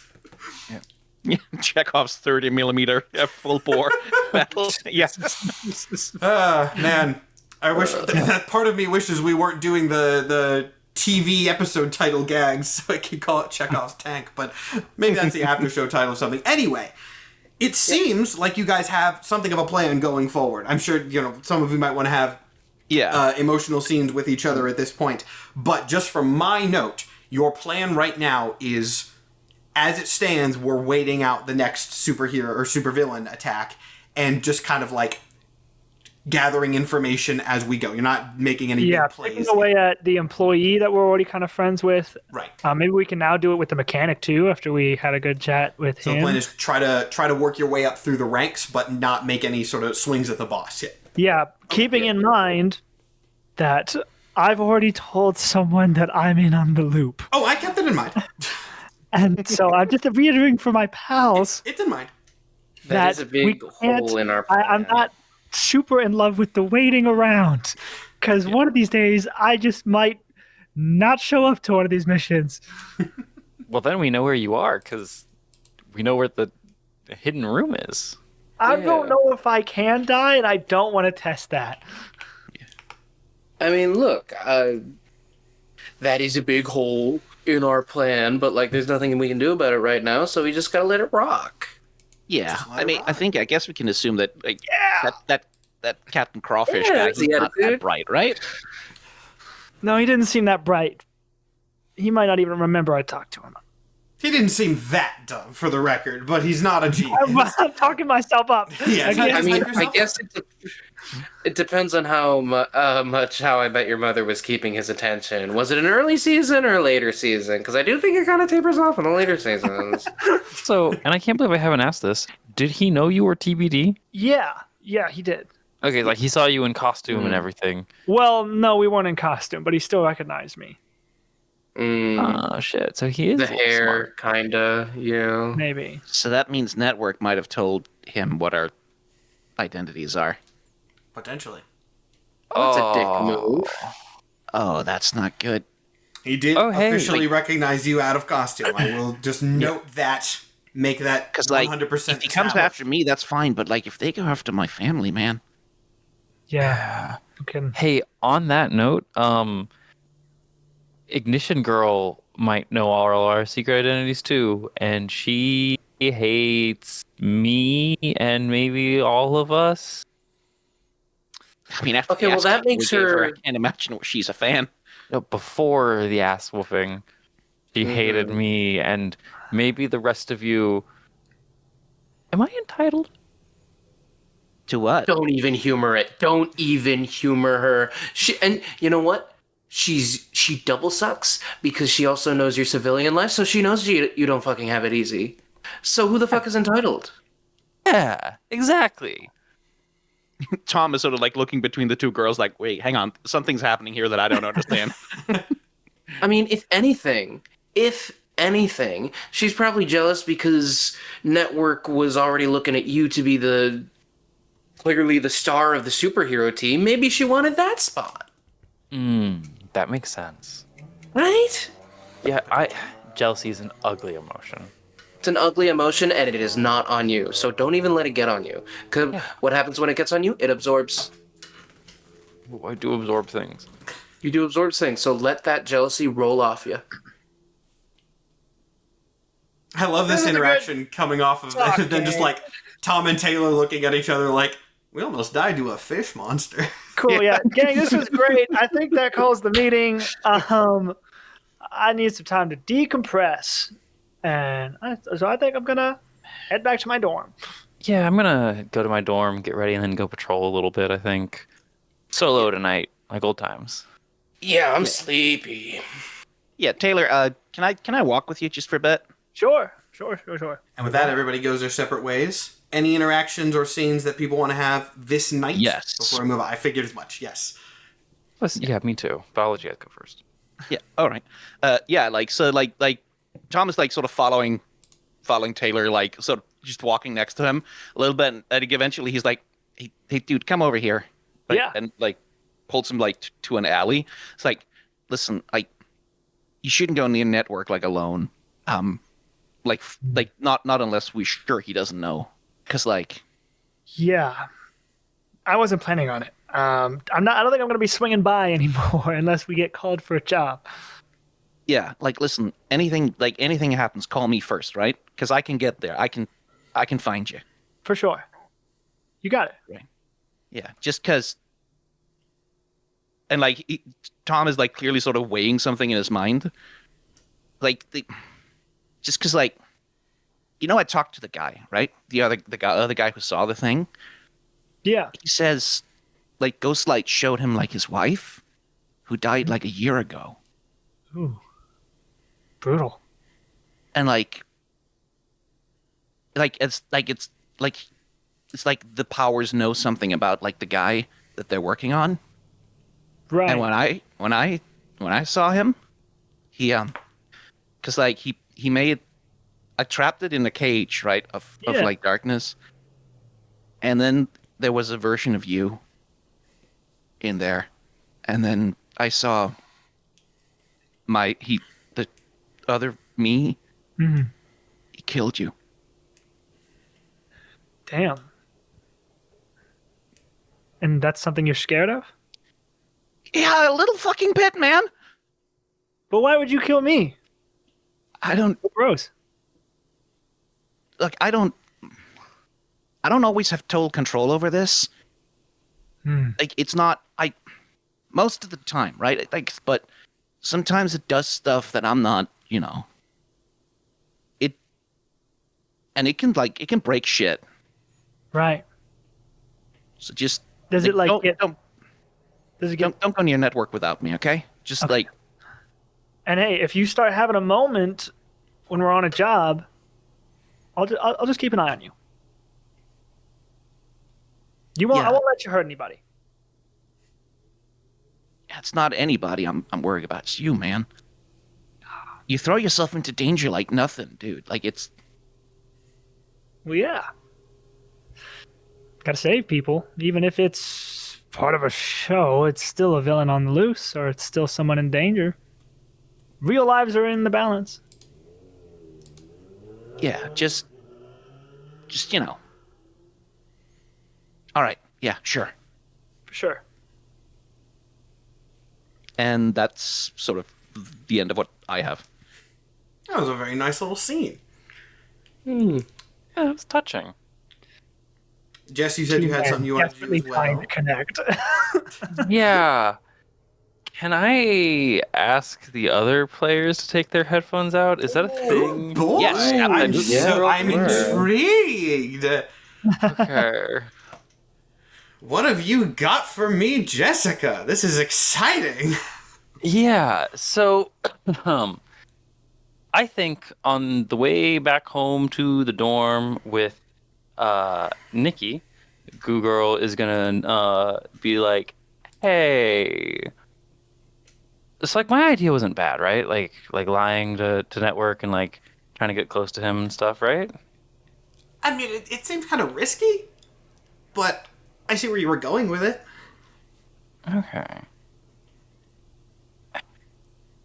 You're not If we- still thinking about doing that. I am. Look, Rebecca, I haven't met the guy. I've only heard what you guys have said about him, and I've seen him on TV. And I'll say, those seem like two very different sides. So just make sure you know which side you're dealing with if you're going to do something like that. Okay. I'm having trouble thinking that he's actually bad. Like, what if he's just paying Captain Kraken to not break things anymore? Or, like, rebrand him as a superhero later? Like, it couldn't... Like, maybe... I don't want this to be a bad thing. Yeah, I get it. And it could be a good thing. I mean, who am I to say it's not, I guess, but just be smart about it, okay? Don't be too impulsive. I know you can jump into things sometimes. I'll be smart. I'm good at being smart. And I think when we get back to the dorm, she's gonna get her network phone, and she's gonna be like, "Yeah, all right, I'm gonna go patrol." And like the second she's out the door, she's gonna text network and ask for a car. Car's gonna show up. He's gonna get in. Okay. Car takes you to the hero complex. I mean, we're gonna do this now. Yeah. At When she this gets point, there- it's very late. So there's less people on staff than there are usually. The last time you were here this late, it was during like a crisis situation. That is not the case right now. There's still people there. Given that this place is... I don't actually know if you know this. This place has been confirmed to be underground. I think that happened when your headphones were off. I didn't know. But I'll say that just for sort of the ambience, now that the audience knows. Given that this place is underground, it's kind of hard to tell that it's nighttime, because the set still looks pretty much the same as it did. But Network is actually he's at his desk like he usually is. But when you show up, he's immediately gonna walk over, kind of intrigued by the fact that you called alone and so late. Yeah, and I think Google's gonna be like, "Hey, is there a place that we can talk privately?" Yeah, of course. We can go into my office. Perfect. Yeah, that'll be Something good. wrong? And yeah, maybe no, maybe yes. Maybe He takes you off into a side room, which is just a legitimate office. Looks Okay. fairly normal for what it is. It actually looks sort of uncannily similar to his filming set. It seems to be where he's most comfortable. But there's no cameras here that you can see. It looks like a normal, if a little bit extravagant office, which you have not seen yet before, but it's not in a particularly hidden place or anything like that. And he sits down at his desk, gestures for you to sit across from him, and just sort of leans back and waits for you to say your piece. Okay, so there's some uneasiness on the team about you and your motivation in all of this. And a lot of things look less than good. And I think as she's saying this, it is the sort of like undercover thing that she wants to do, but she's also hoping to get like an actual answer, right? Yeah. And so she explains that like, hey, we are aware that we interrupted the president's speech and now no one knows what he was trying to say. And like the timing of the arson thing was weird. And like, just stuff is adding up and starting to look sketchy, and conversations are being had explicitly in a place where we're afraid that you aren't able to hear us, or because we're afraid you might be listening. And that could be a problem. And I really would like it not to be an issue. Because, like, I mean, you've done a lot for me specifically. Like, I'm up to 10 million on TikTok now and 2 million on Instagram, which is crazy. And, like, we've done so much good. And I just, like, I'm on your side. I got you. I think even if we did stage a supervillain or two for ratings, it's worthwhile because it makes people feel safe. But I don't think you're like a supervillain. He nods as you're saying this. He doesn't say anything until you're done, but he seems to be kind of taking it in. He leans forward and goes, in this kind of business, these are very uncertain times. Of course, I did expect some level of skepticism about this whole operation. I hope to be upfront about that at the beginning. You yourself, though, how do you feel about this? Please be honest. This is a safe space. Yeah, I like what we're doing. I'm having fun. You've done nothing bad to me. You've been nothing but good to me. You gave me, do you know how much money I was spending replacing my outfits? And you've given me like 100 of them. And like we've got a cool base and there's food here. And I mean, again, like if I could have staged a crime to get views on TikTok in my early days, I would have. That would have been genius. So one or two are staged, maybe, but like this thing with Mason seemed real, and we stopped people from getting burnt out in a building. So I guess I don't care. He leans back, claps his hands. Well, there's your answer, right? That's been the ethos of this from the start, after all. You get to save some lives, I get plenty of money from the whole deal, and you get the support and fame that you want. That's a win-win-win. Where's the loser in all this, really? Yeah, that's true. No one. Except for the losers that we kick their asses. Look, Rebecca, hand on my heart, I can honestly say to you that Mason has not been anything that I anticipated in any capacity. Oh, If you're I worried had a about feeling. threats of that nature, trust me. Trust me if you trust me on nothing else. Trust me on that. I do. Now, the others.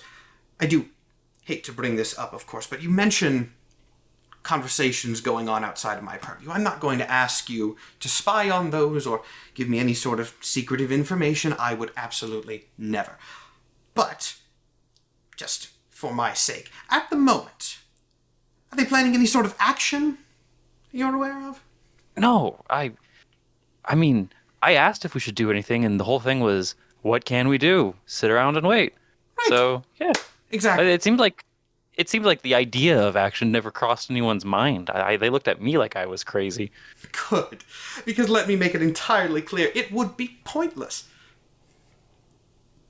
I mean, what would we accomplish? We would lose our job, Something along those lines, Rebecca. and that's about it. Yeah.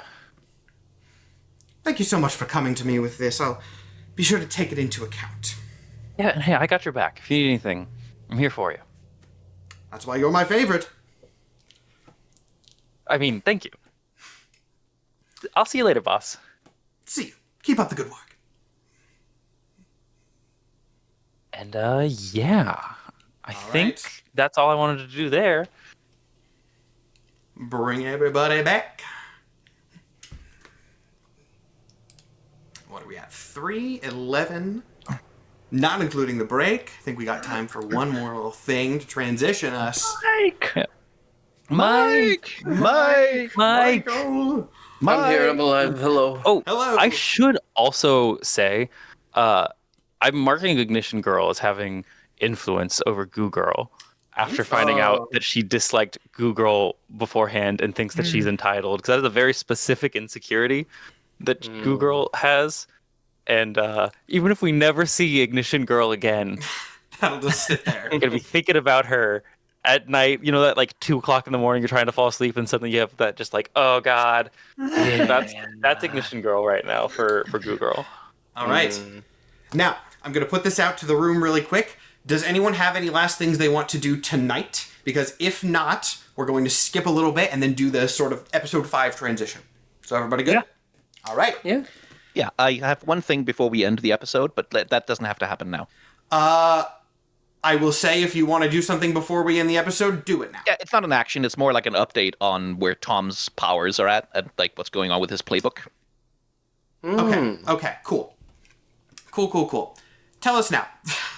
Okay, let's do that. So for those at home who are wondering, this mechanic for the Doomed, which is the archetype I'm playing, it has a mechanic called the Doom track, which fills over time depending on what happens to the character, what sort of situations they get into. I've been tracking it. It's Yes. currently 80% full. We mentioned And when it this, fills up- consequences to powers, and we just sort of said it ominously and did not detail it until Yeah. now.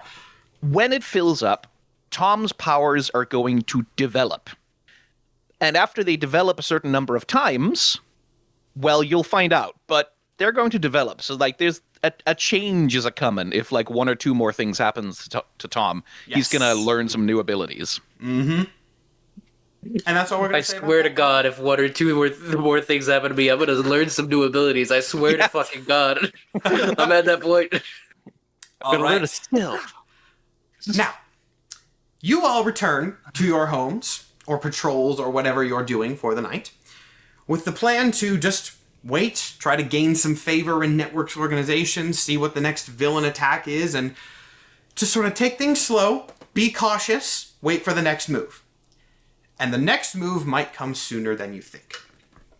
It is the next day. It is a somewhat dreary day, a bit of an ominous sort of air. There's a light rain falling over Seattle. Not that that's particularly rare, but a nice little scene setting. All of you, about halfway through the day, wherever you are, be that class, be that investigation, we can determine that at a later time, you all get a ping from Network. It's not just a text, it's an alert ping. And it simply says, top of the Space Needle, now, cars on the way. Ooh. All right. I assume I'm that happy we're not being you do called not to the have to. complex. I should note, you do not. I should take a quick sidebar here. I told you guys when we were prepping for this series, you can deny these calls. I'm not going to railroad you into them. I'm not saying that that's necessarily going to happen now, but since we are getting to a point in the storyline where people are starting to distrust Network again, or start to distrust Network for the first time, I should say again, remember you are free to reject these calls for any reason. And there will be consequences, of course, but, you know. I mean, you're still playing it close to the chest, so, like, Tom is going to text, like, I can get there faster on my own. Like the hustle. Yeah.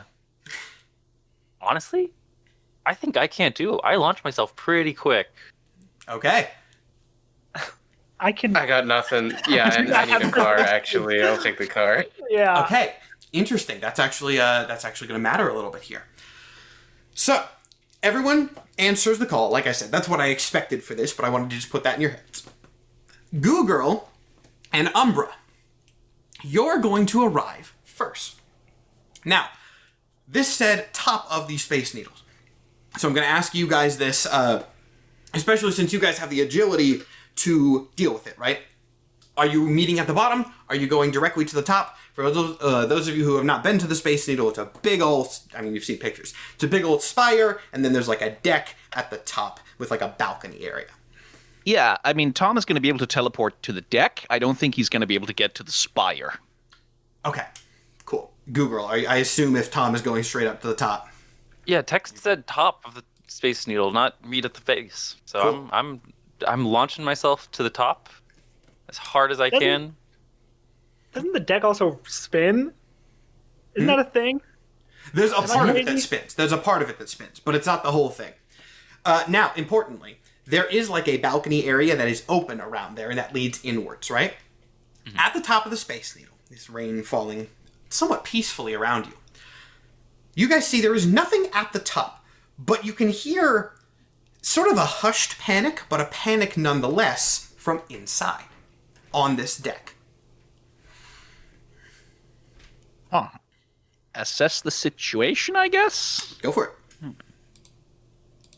That is a 5. Do not go for it. Yeah, I guess I'll try to go from the top to inside and assess as well. All right. Specifically assessing after I get inside, if that matters. That is also a 5. Okay, so both of you see what's going on in here, but don't necessarily understand it, right? There are a lot of people in here. Seems like there was a tour group that was up here when whatever happened. And in the center of this group, with everyone clearly staring, eyes focused on him, is a man, just very casually leaning up against the back wall near the elevator. This man is wearing a very odd suit. In fact, it's actually kind of ugly looking. It is a simple black suit, but with these very weird sort of blotchy patterns of yellow and green scattered across it. It almost looks like very ugly camouflage. And that's all. It's pretty featureless other than that. And he looks at the two of you coming in, without making a move, and just goes, well, well, well. Here you guys are. Welcome. Thank you. I'm Goo Girl. Who are you? Who am I? That's an excellent question, ma'am. He steps up back from the wall. And as he does this, you feel a breeze start to course through the inside of this balcony. And as this breeze starts to course through, the man steps forward, and the patterns on his suit start to condense. Weather radar. And they condense into these much more distinct shapes, with the green and yellow condensing into orange and then red at the center. He goes, well, I haven't thought too much about fancy code names and all that, but I guess if I'm going to be in the supervillain business now, I should come up with something. So, for now, how about you just call me what I am? Storm Chaser. Oh, man. And as Storm Chaser starts to levitate a few feet into the air with tiny whirlwinds swirling around his feet, Goo Girl and every other innocent person in this room takes a powerful blow, which we will roll at the beginning of episode 5 of Power Play. Uh-oh. Ooh, wish I hadn't called out that zero casualties thing. Ooh, yeah. You were touching the lathe of heaven, my friend. I twitched at that. I was like, oh, I know who's coming next. You said no casualties, and I know who's showing up later in this episode. Ladies and gentlemen, Storm Chaser is here, and the damage will be severe. In episode 5 of Power Play next week.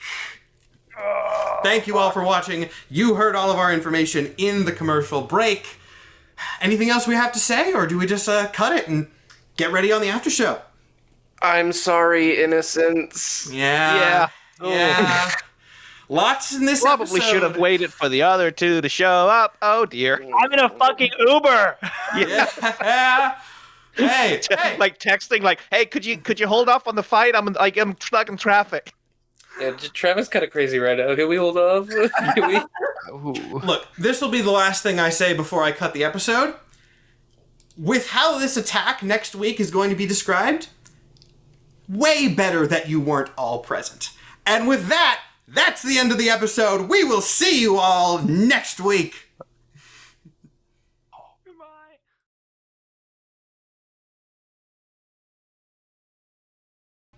This new supervillain situation is still developing, but we are doing our best to bring you as many camera angles. Hold on. Why is the feed down? No audio, no visual, no show. They're getting nothing out there. Yes, I'm well aware of what just happened. I know what I'm doing. Well, regulation laws be damned. We never followed them anyway, and I broadcast what I want. Look, if the viewers are scared, they can simply look away. And in my experience, scared people never fucking look away. Turn it back on. Apologies for that brief interruption. The storm is interfering with some of our drones.